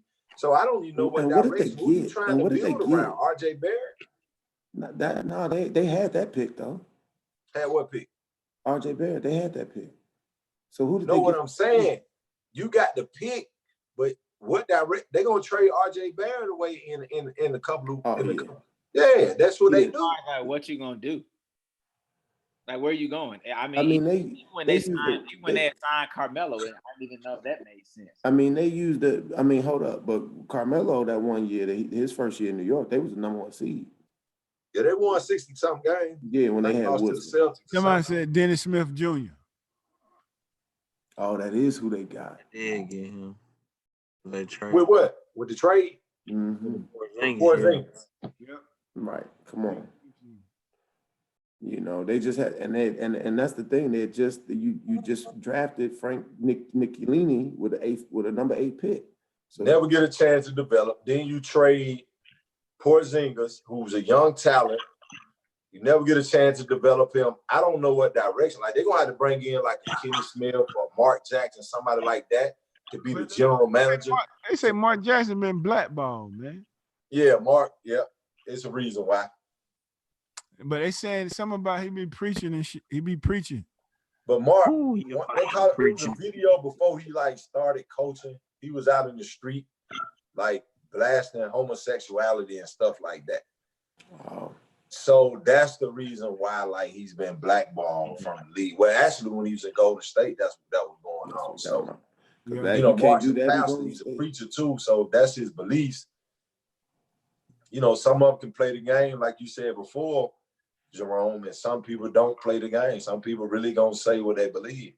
But and that's fine. But I just honestly, and this is just me personally, but I think God love everybody. I think that's you can't judge nobody, Jerome. You can, but you know what I'm saying? You got black people, you got white people, you got Asian people. I think God love everybody. Like, you know what I'm saying? And like to use not just Christianity, but just to use a religion to try to downgrade a group of people. And but it wasn't just that, Jerome. He was speaking against everything: adultery, fornication. He was out there just talking about everything. Yeah, it wasn't just that alone. But I think that's part of the reason why. Oh, okay. They ain't giving him enough chance. Yeah, they said something about that. I know it was to the fact where he was preaching before games and making everybody participate, and people were complaining. But everybody I talked to, like Jared Jack, those guys love Mark Jackson as a coach. Yeah, like they say he the reason why that culture changed the way it was. Anymore, they go to state. I agree. I agree. He had Clay. He had all them boys before they even. Yep. Yeah. So let me ask y'all this so we was talking about direction. Like, how key is Jerry West in everywhere he goes? He was with the Lakers when they got the Kobe Shaq thing going on. He was with Memphis when they got Gasol and them, and they were playing well. He was a GM of the Clippers now. I mean, he doing stuff with the Clippers, and then he was with the Golden State when they got KD, and then Steph and those guys. I think Jerry West has a great eye for talent. I think he has a great eye for talent, and he has a great sense of team and how to build a team. Everybody don't have that. You know, Michael Jordan is fucking horrible. Like, you know what I'm saying? Like, he's horrible at building a team. He just is. And like Jerry West understand from a GM standpoint. Jerry Krause was amazing, by the way. So before people down him too much, he was good at building a team and know what a team needed. And I think Jerry West is a step above that. You know what I'm saying? Like, I think Jerry West is probably the best GM because he has won everywhere he went. I got a thought process about that though, Jerome. Go ahead. Jerry West, I think, builds teams really, really well because he was a player, kind of like LeBron. I was about to ask that. Who knows what it takes to get to a certain point, but then when they got there, lost, so they know what it takes to get over that hump. Oh, okay. And he's not a guy that's big on analytics. Right. A lot of these presidents, like Michael Jordan, he got a guy. I can't think of the name of the GM of the Bobcat, but he's a good young GM. But sometimes I'm with you, Jerome. Sometimes you got to have somebody, even if you got a guy there that's an analytical guy that's good with numbers, you got to have a guy there that can evaluate talent and understand. No, this ain't gonna fit. Sometimes numbers don't fit. Like, who would ever thought that Horace Grant and Scottie Pippen, when they was like the job that Jerry Krause did, who ever thought those puzzle pieces would have mixed? Like, I never really heard. I watched, really heard of Bill Cartwright, but to me, I probably would have kept Charles Oakley, Jerry Krause trades for Bill Cartwright. Right. Bill Cartwright was an all-star the year before he came to the Bulls, though. But I would have never been like, what I'm saying? That's Jordan right-hand man. Like, man, I ain't gonna trade the right-hand man. Oh, Jordan right-hand man, that's his guy. Right.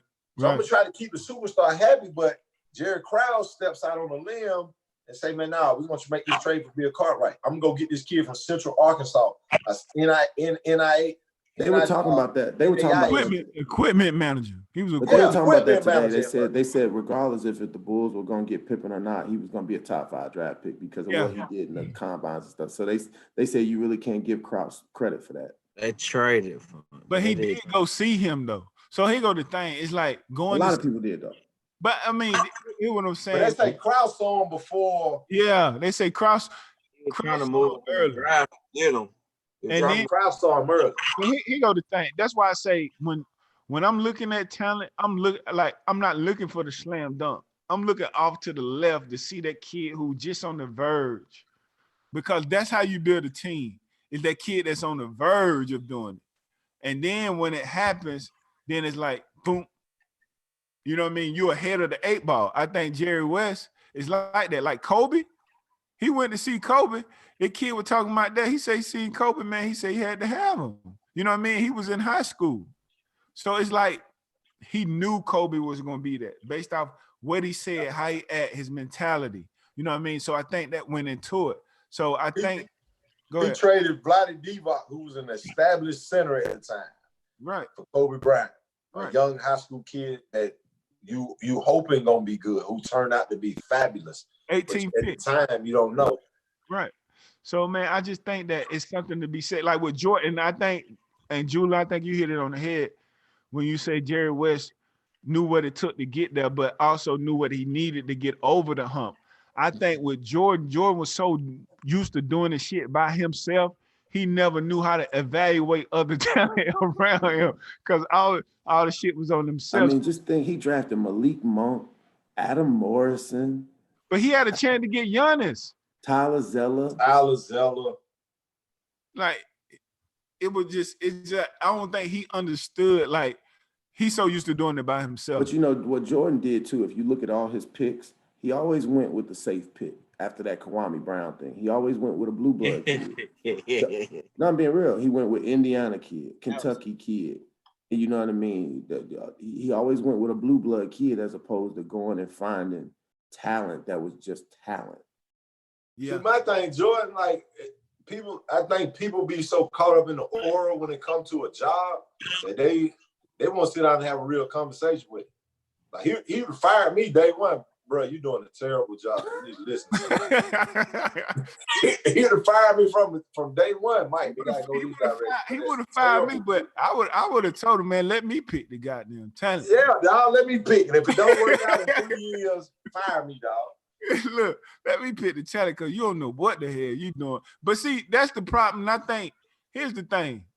That's why I like people like myself and Dion and people like that. You got to have people in your corner to tell you no, nigga, like no. Like, you know what I'm saying? And ain't going to be enamored with what you're doing and just going to tell you like, bro, it ain't working that way. Like, it ain't going to work. I think he don't, and Jordan being who he is, he don't have that, that person because Jordan, that aura. Which is crazy because, his brother is kind of like his de facto GM. So My point exactly. yeah. So, but look, and then and this was said too that he made Pippen. You know what I mean? Like Jordan made Pippen. Pippen was good, but Jordan made Pippen. And they made a point when Jordan left, Pippen averaged 14, 11, 13. Like it wasn't even close to what he averaged when Jordan was playing. But that's because Pippen was old. When Jordan really left, No. When Jordan left, Jerome. Which time? The first I'm one. talking about the second time when Jordan was gone. When Pippen was old. He was old. On it. Who coach went up 18 from Pippen also, but Jerome, Pippen also on all those teams, he made them 15 to 20 games better than they was before he got there. But let me look up Pippen real quick. Now, the first time he left, Pip led the team in every statistical category. Yeah, Pippen was the second best player in the league. Yeah, the second time he left, he wasn't no second best player in the league. He was the second best player in the league in MVP voting, Jerome. At that time he was, Jerome. So he was better. He was better than Magic. Magic still in the league. Nah, Magic was gone. Gone. Then. Isaiah was still in the league. Nah, Isaiah never done. They were gonna tell in. So who was in the who won in the league? You know what I'm saying? Like Pippen, they talking about that Pippen won. Man, come on, man. They went to the MVP. They won 55 games and Pip numbers were ridiculous, Jerome. That first time. We talking about after Jordan left. Yes. The first time when he retired. All right. So when did he retire? When Jordan retired? 93. So Jordan retired in 93. Yeah, 18. He averaged 18 in 93, and they got him at 22. Hold on. They had him at 22. All right, so that's the first time. Then Jordan come back when? Jordan took 2 years. So he come back in 95, 96. Yeah. All right, so that's the first time. So now what year this is? So after that, he averaged 14, 12. He was old, Jerome. 11, hold on. 14, 12, 11, 10, and 10, and 5. Nah, he was done them years. I ain't even gonna lie to you. Pip was stealing money. Oh, he was playing with He Portland. wasn't stealing. They owed it, Pip. He wasn't stealing. He was owed it. Yeah, I agree with you. Let me put it that way. Bad choice of word, bro. Pip would get it. They were paying Pip back for his service. But you know what? But as we say that, Pippen was LeBron before with LeBron. Those teams that he went to, them Portland teams, he took them over the hump. They lost to the Lakers when Pippen went to those. He made all those teams 15-point games. Them Portland teams were loaded. And he was the starting point guard slash small. They was already in the Western Conference Finals and stuff. Right there, one game away. Somebody on my live said that Jordan a dickhead. That's why he can't get a great coach because nobody want to deal with his personality. Yeah, they're slapping Malik Monk in the head. No. Oh, did. Jordan asshole, man. Man, Mike something else, man. That Joker Pippen averaged 22, 9, and 6 when Jordan left. Yeah, it was something crazy. Yeah, so I looked at it. I think it was his 14th year in the league or 12th year in the league when it started decline. Yeah, Pip was done, man. He was arguing with Charles Barkley, calling him fat and all that in Houston. Yeah, he was done, yeah. Then he averaged 21, 8, and 5. Now, the boy was putting up numbers when he by himself, too, now. He was the same number he had when he was with Jordan, though. He had the same. It was just different. It was just different because that monster on that other wing was putting up 30 balls. And they both were clamping up, dog. Hey, they talking about that team, man. Like the last dance, they said they were the number one defensive team ever, dog. Ever. I'm sure Detroit will argue that, though. And get what? Jordan won all defensive team that year. That man, 9 times. Crazy, man. And he drove them Corvette. I think Mike had a Lambo and Ray. Mike had a Corvette deal, man. Bro, I fool with Mike, bro. And then he had the old hat, man. He always had the old man hat on with the loop earrings, man. Hey, boy. That boy told Jerry Krause, he said, "You gonna get a layup line with us?" They're gonna have to lower the rim. Now he's asking about them diet pill first. He's Yeah, like, diet. Hey, y'all, listen to this. Listen to this. It said that when Michael Jordan retired, Scottie Pippen won the All-Star MVP, led the Bulls in scoring, assists, blocks, and was second in the NBA in steals. I told you. Look, Every for his category. efforts, he earned first of the 3 straight All NBA first teams. He finished second in MVP polling. I told you, he led him every listen. Pippen might be the best defender on the wing in all time. Yeah. Whoo! I'm telling you, like Pippen was like that, man. Like Jerome, you ain't gonna count. They gave you them stats about how good he was. You ain't gonna give him credit for that. no, he did. I said like he was old. He was old when I was talking about the 14, 11, and 10 or whatever. I said it was like his 12, 14 year in the league. I agree. Hey, Jerome, you're old. Y'all old head, but Jerome seemed like he watched this, bro. Now I'm about to ask you something, bro. What? But you don't think Alvin Robinson? He had quadruple doubles, bro. 10 steals. You get 10 steals in a game. Nigga, Alvin Robinson played when the taller person was 5'10". No, he didn't. He played against Mike now. No, he didn't. He was on them Bucks teams that swept Mike. Oh, he did. No, Alvin was out there.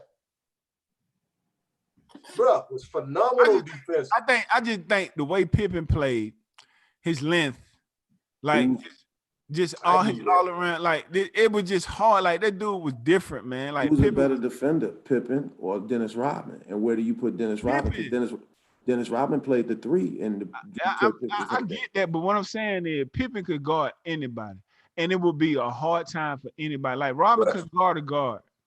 Rodman did guard guards though, Jerome. Come on, man. Like he couldn't just hang with guards until when his years in when the bad boy Pistons was winning. Dennis Rodman was playing the 3, and he was even averaging like 17, 18. Now what he did before, he worked harder than any damn body out there. But I'm talking about like just straight up skill work, slide in the face, long, like it's Pip, dog. Jerome, he won Defensive Player of the Year. Now Pip ain't never did that. Yeah, that's true. But I agree with you though, Jerome. That boy Scottie he probably the best. I agree with you, Jerome.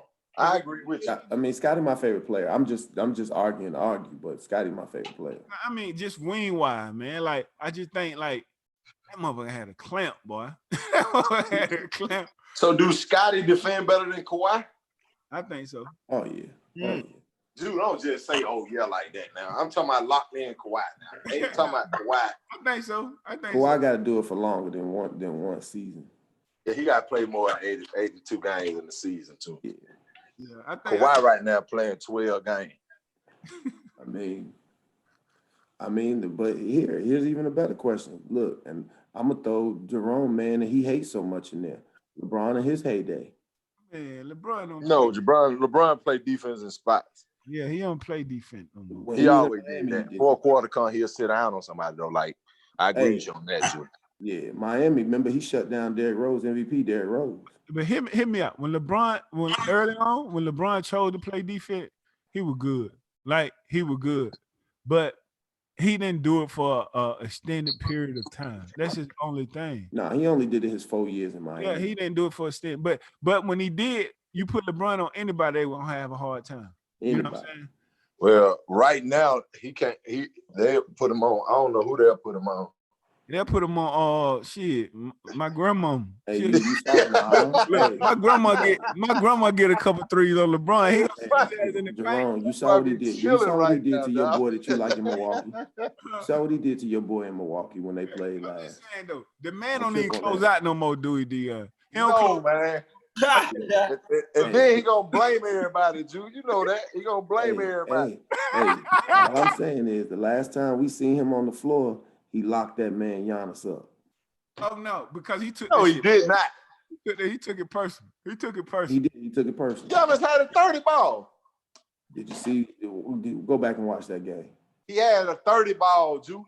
Yeah, look at you got to stop that, man. Before we put Anthony Davis on them people, man, you know that. Actually, go back. Anthony Davis said no. LeBron had to guard him. Anthony Davis was in foul trouble the whole game, and LeBron locked him up. He shot like 40%. The boy had a 30 ball.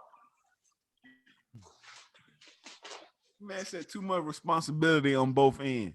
Yep. At year 17, though, that's tough, though. Yeah, that's a lot out your body. Yeah. But still, you know what I'm saying? Like, I get it. LeBron, but when early on in his career, he was a problem.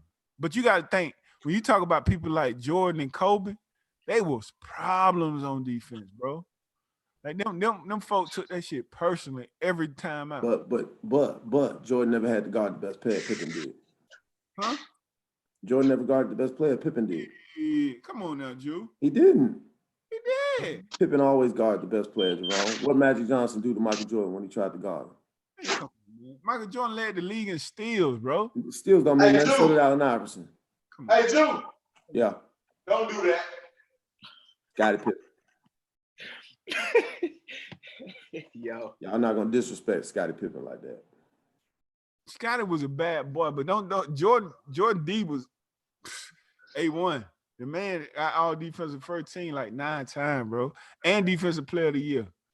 Which Hey, Drew, you don't get 9 times all defensive team not guarding nobody. No, I'm not saying he didn't guard nobody. I said he didn't have to guard the best players because Pippen did. He didn't have to, but he wanted to.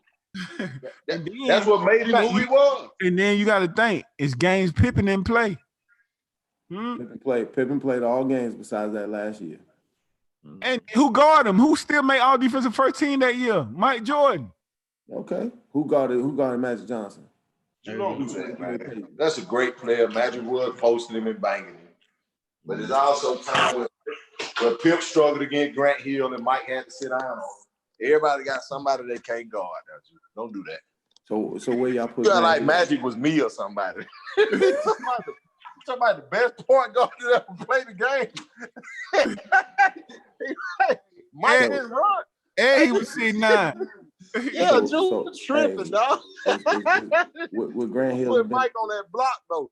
Would Grant Hill have been a Mount Rushmore guy? Huh? Would Grant Hill have been Mount Rushmore had he not got hurt? I think so if he wouldn't have got hurt. Where do you put Tracy McGrady in that conversation? I love Tracy. Tracy was a bad boy, man. Yeah, he was. Tracy was a bad boy. You say where I put Mac? Yeah. I think he'd have been up there. Not I think he is. I don't think he on I think Tracy McGrady. I think Mac never had help, man. Top 15 player ever. Ooh. Tracy. I love him, dog, but I can't give you that, Drew. You tripping. Look at the numbers. Drew, you tripping, man. Look at the numbers. T-Mac bad now. He's not top 15. No, you top 15. He ain't got hurt, man. He was doing some damage. Look at the numbers. He's not top 15. Look at the numbers. I can name 15 better than him now. That's tough, Dion. Tough to name 15? That's tough. Bro, I'm gonna name 5 centers right now. See that? But that's my thing though. I can't name guys that with the exception of Shaq and Wilt. Who? He said 5 centers. Shaq, Wilt, Elijah Warren. Let me think. Bill Russell. You gonna them 4 centers already gone. Kareem. So here's my question. Kareem, that's 5 centers. I ain't even got the 2 guards. So here's my question. Now this is the argument. This is the discussion me and you have, and I'll never disrespect them. But Bill Russell stats, Bill Russell numbers. Would he really have been a top 5 center? If he what? He shot 40% from the field. He shot 40% from the field. And he was a center. You say he shot 40%? 40%, and he was a center. So 40%, and all he did was shoot layups, and he shot 40% from the field. Come on. Drew, Pippen, Bird, LeBron, Mike, how many is that? Mike, Kobe. Okay. AI. So you take AI before Tracy? Yes. Okay. I'm just asking. KG, Tim Duncan, Charles Barkley, Karl Malone. I ain't even got the center. So you're gonna take Charles Barkley before you take Tracy? Hell yeah. Ooh. Ain't no oof to that. Tracy. Tracy. Why wouldn't you? That's tough. That's tough. What's tough? That's tough. Go look at the data and tell me if it's tough. You're a number guy, Chris. That what you say you are? If there was no Kobe Bryant glove, it was Tracy McGrady that was the top 2 guard in the league for years. At what time? Let's see. I'll go over the years. Starting in 2000 all the way to 2008. He was the second best player in the league. From what? 32, 28, 26, 25, 25. No, Allen Iverson was in the league around that time too now. Bro, you had Tim, Shaq, KG. Dude, stop that shit, man. Know your history before you get to doing that, man. Shit. Don't do that. So who was a better 2 guard? Glove? He was who? Better numbers than everybody besides Kobe. Who's a better 2 guard? I was in the league in scoring then. In the Tracy history McGrady of the was leading the game? league in scoring then. He led the league once. AI would led the league. He led the league twice. He led the league twice. Get your facts right. LeBron ain't never led the league. LeBron's led the league once, and he can lead the league anytime he wanted to, Jerome. So let's stop that too. Hey, bro. Tracy McGrady, cold-blooded. Understand what I'm saying? He's a Hall of Famer. Yeah. Hands down. That's not what we're arguing. But when you talking about him being top 15 of all time, bro, Top 50, you are top smoking. 50, top 50, Top 50? top 50. Oh my God, Ju. He's not? Mm-mm. Somebody I might be able to stretch say top 50. Magic Stockton, Reggie Miller. He better than Reggie, so don't do that. Man, y'all, you crazy. Reggie was the man. Come on, man. Reggie was the first step, dog. This coming from a guy who loves shooting, and Ju talking about he better than Reggie Miller. Man, Reggie Miller was. What Reggie Miller do besides shoot? He got to. You know why you say that they ain't better? Because Reggie could not win because you had that black dark skin all 2-3 in Chicago, and then when he left, you had a black African that dominated the league for 2 years. Reggie lost to Kobe too. He lost to every great 2 guards because he couldn't. No, Reggie was at the tail end. Shaq dominated that. You don't say he lost to Kobe. He lost to Shaq and Kobe. Don't do that now. Shaq averaged 39 that series. You know what I'm saying, bro? You tripping. And Kobe averaged 30 plus too. He lost to both of them. I'm gonna tell you my issue. I'm gonna tell you my issue with LeBron. Man, I'm gonna tell you my personal issue with that. We talking about McGrady. This man still talking about LeBron. No, I know, but I really thought about it. Like, why I hate numbers. And you made me think about it when you said 39. My personal issue with LeBron is that he has the ability to dominate the game so much. He does. And he don't. He does. No, what I'm saying is LeBron can really average 40 points a game if he wanted to. Like he can really like take some, he don't go in the post. He can really dominate the game if he wanted to, but he don't. He does dominate the game. He just don't dominate it how you want him to dominate it. Listen, I'm telling you what my issue is because I see a physical specimen. Like Shaq was a physical specimen. And when you say he averaged 39 in a series, I'm like, LeBron could have easily averaged 45. Can't nobody really check dude. He's a physical specimen and he can really score at will if he wanted to. But he would never enforce his dominance on the league. So it's not dominant when you average 35, 12, and 12. It's not dominant when you go 3 and 8 in the finals. 3 and 6, and he said, and out of those 9 finals he's been to, he was only predicted to win 1, Jerome. But he still, I'm saying he had the best team dominate 1 time. But I'm saying he can dominate. He still could dominate, but he's passive. Out of those teams that LeBron played, who did you expect him to be? He's a pass first. LeBron, honestly. Can't nobody check the dude. And he'll pass the ball first.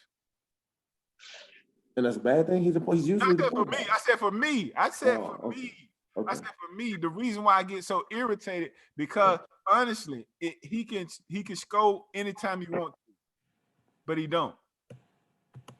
I'm interested in this, guys. Like, I'm going back to this Tracy McGrady thing. I'm looking at these stats. Glove, you crazy as hell to say this dude ain't the top. Tracy has Drew, I look at stats different, bro. And I love Tracy McGrady. I don't go to the Houston Rockets if it wasn't Tracy wasn't vouching for him. So let me tell you again, I love him. I thought you said top 15. He did at first. He said. So when you said top 15, I don't think Tracy's top 15. Top 50, then I got to go down the list. I think Tracy could be top 50. So I'm just looking at this. Here's he wasn't a shooting guard neither, Drew. He was a small forward. Well, let's get that fact though. You got him as a small forward? Yeah, that's what he was. Okay. So after Larry Bird, LeBron, you don't think he's a top 10 small forward? Top 10? Mm-hmm.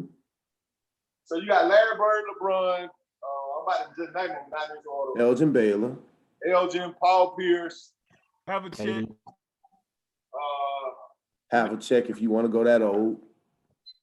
He better than have a check though. Do you think he better than KG? I mean KD. KD. I think they're very similar. Ooh. McGrady better than KD? They're very similar. Oh, hell no, man. Like, y'all smoking, man. They're not? No. Go look at this. You think he's better than Paul Pierce? He's better than Paul.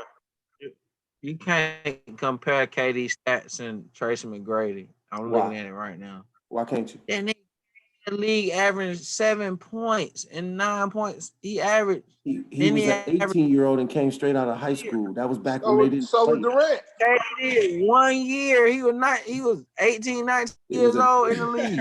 Different era. It was a different monster, era. man. I don't know why y'all don't respect that monster. It was a different era. We talk about this all the time. It was a different era. Okay. A different era between which two? Between KD and Tracy McGrady. KD came in what year? KD came in the league in '97, man.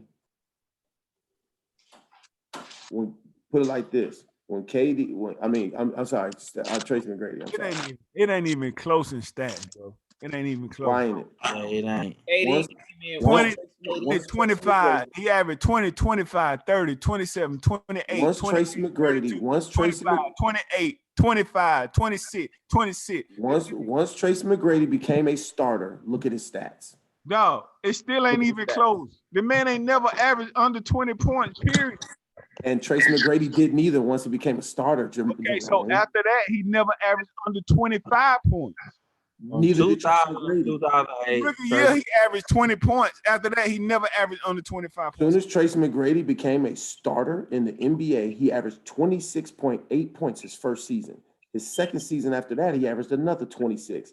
His third season after becoming a starter, he led the fucking NBA in scoring 2 years in a row. Okay, 32 and 28. I'm looking at it. Then in 2005, he got 24 and 24, right? So he played 47 games. He was hurt. He was hurt. Drew, what did he shoot from the field, Drew? Man. He never had a 24. He had a 21 in 07 and 08. He had a 15 after that. Old. Why you naming the season where he old? It's the same amount of years that Kevin Durant was, though. And Tracy McGrady, the only reason Tracy McGrady fell off, Jerome, is because he got hurt. No, but I'm telling everybody knows Durant that. Ain't fell off. You cannot compare a Hall of Famer to Kevin Durant, and his career is not over. Man, this man. If Durant stopped playing today, he's a Hall of Famer, Drew. that man. If Kevin Durant never play again, he'll Hall of Famer. And if Tracy McGrady doesn't get hurt, he goes down as one of the top small forwards of all time. He already one of the top. I mean, Exactly. he's a solid small forward. Exactly. I'm not taking that away from him. And half of his career, he was hurt. Tracy never won MVP, Drew. Because he was playing against Kobe Bryant. No, Kobe only won one MVP. Don't just say because he's playing against Kobe. He only played Kobe twice a year. He was in Orlando. Kobe with the Lakers. That was a tough era, though, to try and win. That's what I'm saying. That time period. I mean, look at the guys that won the MVP. When let's go through from what is it? from 2000. From when he became a starter to when he like really came out. Right. From 2000 to 2005. So 5 Go years. look at Kevin Durant's stats, man. Who won? Who won MVPs those years from 2000 to 2005? Who won? Timmy Iverson, D. 2000, Iverson, Timmy D, Shaq. I don't know if KG won. KG won one. He did. So why Tracy couldn't win one? Look at all them dudes he was going against. So Kevin Durant ain't going against nobody? So you said I guess not. You got Allen Iverson 2000, Tim Duncan won it back to back, 01 and 02, Garnett in 03, and then Nash. Oh, that was the year Kobe got robbed. What was that? 04 or was that 05 when they said Kobe got robbed? Kobe Nash definitely got robbed. That's when he went back to back, right? Nash won it back to back, and even here it says Tracy McGrady was robbed in his final 5 seasons due to plague injuries, which made him retire in 2013. Man, that man wasn't robbed, man. yo, that's a tough list though. 2000. I mean, Duncan, Garnett, Nash. I mean, them straight Hall of Famers for sure. Well, Hey, Tracy man, already in the Hall of Get Fame. that man that was number 3 now. He's not in the Hall of Fame yet, Drew. Tracy is a Hall of Fame, I thought. They ain't got him in there yet. Career average for Kevin Durant, He is a 27 points. Basketball Hall of Fame. I'm looking at it now, Glove. Huh? He's in the Basketball Hall of Fame. I'm looking at it now. What year he was inducted? It don't say it. Just say it's a Basketball Hall of Fame player. No, he ain't. He haven't. They haven't had a ceremony with him in there yet, Drew. He's going to be, Drew. I ain't knocking that. And he's an Olympic gold medalist too. I don't know what being a gold medalist got to do anything. He did get inducted. No, he got inducted, Dion. I was asking what year? In 2017. All right. I was wrong. Who was in that class with him?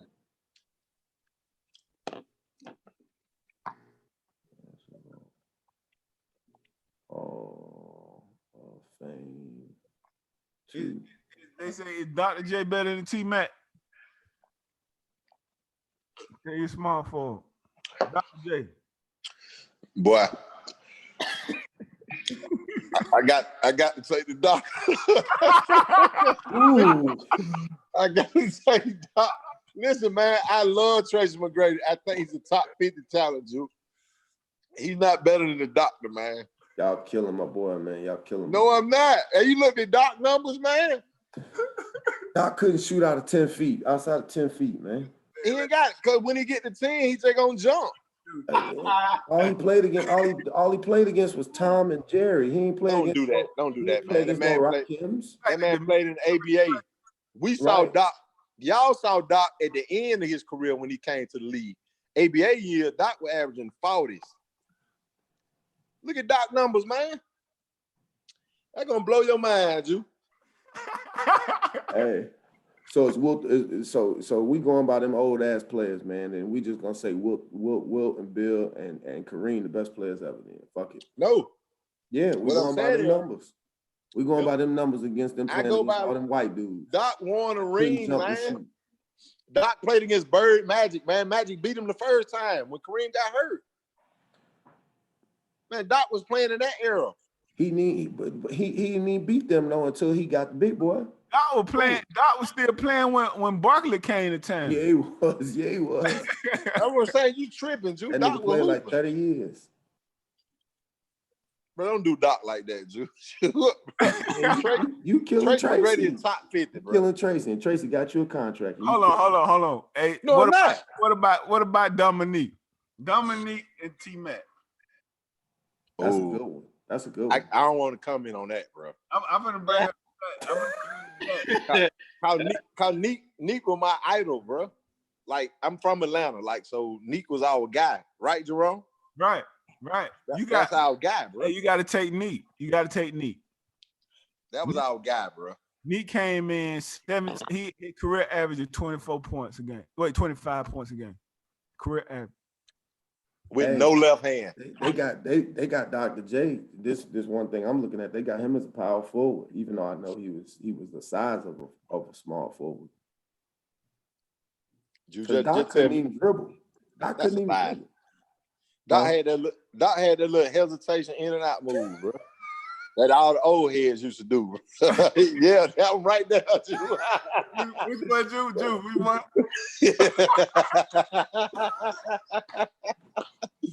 Bro, you know Doc had that move, man. Doc was cold, man. Come on, They be man. shimmying them shoulders and shit. Doc took off and rocked the baby on Coop, man. Y'all forget Tracy used to do that too. Nah, not like Doc, bro. Tracy was bad, man. Mac was a bad boy, man. Tracy was a bad boy, man. He got hurt, man. I think him getting hurt messed up his whole month. Bro, I'm just talking noise. I'm just talking noise, you. Tracy was cold blood, bro. I mean, both Tracy and Grant got hurt. So who would have been better? I would have liked to see them together healthy in Orlando. Because Tracy was healthy in Orlando. Wasn't he? Golly. Oh my God, he was a But Grant wasn't healthy. I would like to see if Grant ever was the Grant Hill we knew, and you had him at the 2 and Tracy at the 3, or vice versa. I would have loved to see that duo. But I was just tripping by Tracy McGrady with cold blood. Jerome, the first thing you do, hey Jerome, can you pull up, if you hit it on YouTube and you put Tracy McGrady's name in, it say Tracy McGrady, and the first thing that came up on mine was Tracy McGrady, 15 points in 33 seconds. Oh yeah, I remember that. I watched that game. That man went ham. He went ham. I was sitting over there, chilling. I was hurt. The man you don't like, Reggie Miller, 9 points in 6 seconds. Man, stop that. He did, Drew. I know what he did. And he was shooting Spike Lee a bird at the same time. Reggie Miller not even a top 50, is he? Yeah. Man, I'm about to run up out of here. Is he? No, I was being serious. Man. Is he on the top 50? Yes. Come on, Drew. Look at Jeff. Hey. Jeff Drew, you just have no respect for anybody that played from 85 to 99. Scottie Pippen, the only one you respect from 85 to 99. The man said Jordan couldn't guard Magic like Magic was me, man. Bro, you tripping, dog. Like Magic just some average basketball player, man. This man, Drew is tripping. That man went to 9 finals in 14 years, Drew. like he hit his head. He can't remember anything. So, but hold on. We think Reggie Miller was better than Tracy McGrady, though, man. That's so disrespectful. Man, Reggie Miller was like the first Steph Curry, man. Like he couldn't dribble. Bro, you know the knock on Tracy? He never could get out of the first round. And now that's not a knock on him. I don't think he ever had the team to do it. I'm got fair. hurt. Right, and y'all got hurt. I'm fair with mine. I don't think he never could get out the first round. I don't think he had a good coach. You know, Doc Rivers fucking stinks. Bro, you tripping, bro. I think Doc, bro, it was Tracy, Andrew DeClerc. That man had nothing and was getting to the playoffs. Doc did a hell of a job. Hey man, I think he still had Ron Cycli. Yeah, you can't even name another player on their team. Ben Wallace was on their team. Old Ben Wallace. Bo Outlaw. Bro, you can't even name nobody Tracy really played with. I'm about to look that team up. What year that was? 2000. Bro, you look at Orlando Magic 2000, bro, you gonna pass out, bro. Hey, they had Tree Rollins. Right, I'm telling you, that man didn't have nothing, and Doc was coaching his draws. Oh, Tracy never really had a team, bro. I can say that about that. I don't think Tracy had a good enough supporting cast to do anything, and he did well with his career. Like Tracy is definitely top 50 in my book. They messed up when they gave that man penny number, man. They shouldn't have never gave that man penny number, man. They should have never did. It's a curse. It was a curse, man. You like penny with the dude. You gotta let him have that. They should have retired that number. They had your boy was on that team, Glove. Who? Corey Alexander. I told you that man ain't had no support, Ken. Hey, nah, he had the best defensive point guard ever on that team. Yeah, Mike Miller. Darryl Armstrong. DL pick you at 94 feet. Monty Yeah. Williams. D, Monty Williams. D Brown. Bo Outlaw.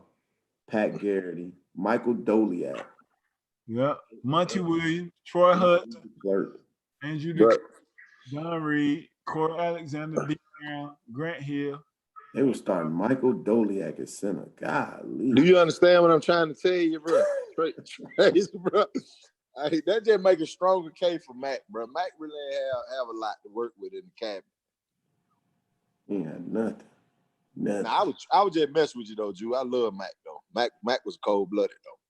Oh shoot, he was most improved player that year. Who? Matt. Because remember he jumped so much. His scoring jumped so much. That's when he got from Toronto. Yeah. Man, y'all like this dude, Reggie Miller, man. I'm looking at these dudes' numbers, man. Come on, man. Numbers. Go ahead, look at him. 18 3 points, 18 3 rebounds, 3 assists, no ball handling skills. I'm reading it. We're averages, right? What's his stat? What his stats? I'm gonna go look at his stats. Let's see. Are you talking about when you looked up like 1 year or something? You looking at that That was man his rookie career. year. That was his career. He his best season was his third year. He averaged 25 a game. Do you realize that man is one of the top shooters ever to play in a game? Drew? I'm not taking. So all right, I got one. Ray Allen or Reggie Miller. They're doing what?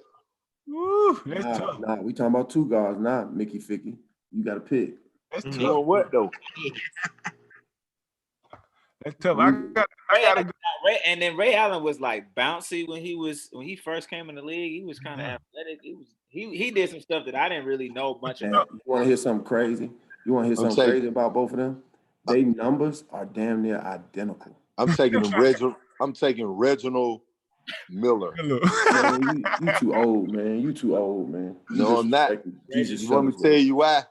Jesus Ray was too nice. Reggie Miller was a gangster, dog. Yeah, he was an assassin. He wanted to fight and all that, dog. Listen, I am taking Reginald Miller. If you ask me who got more skill, it's Ray Allen. You ask me who I would take, I'm telling you. 10-time NBA All-Star, man. Who? Ray Allen. Look at Reggie Miller. Reggie Miller wasn't a 10-time. Can you look it up? Yeah, I'm looking at it right now. He was a 5-time. 5-time? Yep. Reggie Miller was made the All-NBA third team 3 times. And that was it. No more accolades. You know we got to fact check you. You also said a certain guy had 400 wins. Yeah, so. No rings, nothing. Somebody, Jeff, look that up. The fact check you. No ring, nothing. Rings. Yeah, it's a 3-time All NBA third team.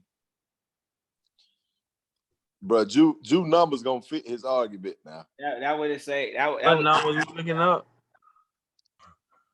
How many times he made the All-Star game, Reggie Miller? 5. Okay. Ray Allen, 10-time All-Star. Made the second team once, third team once. Won the 3-point contest. All rookie team.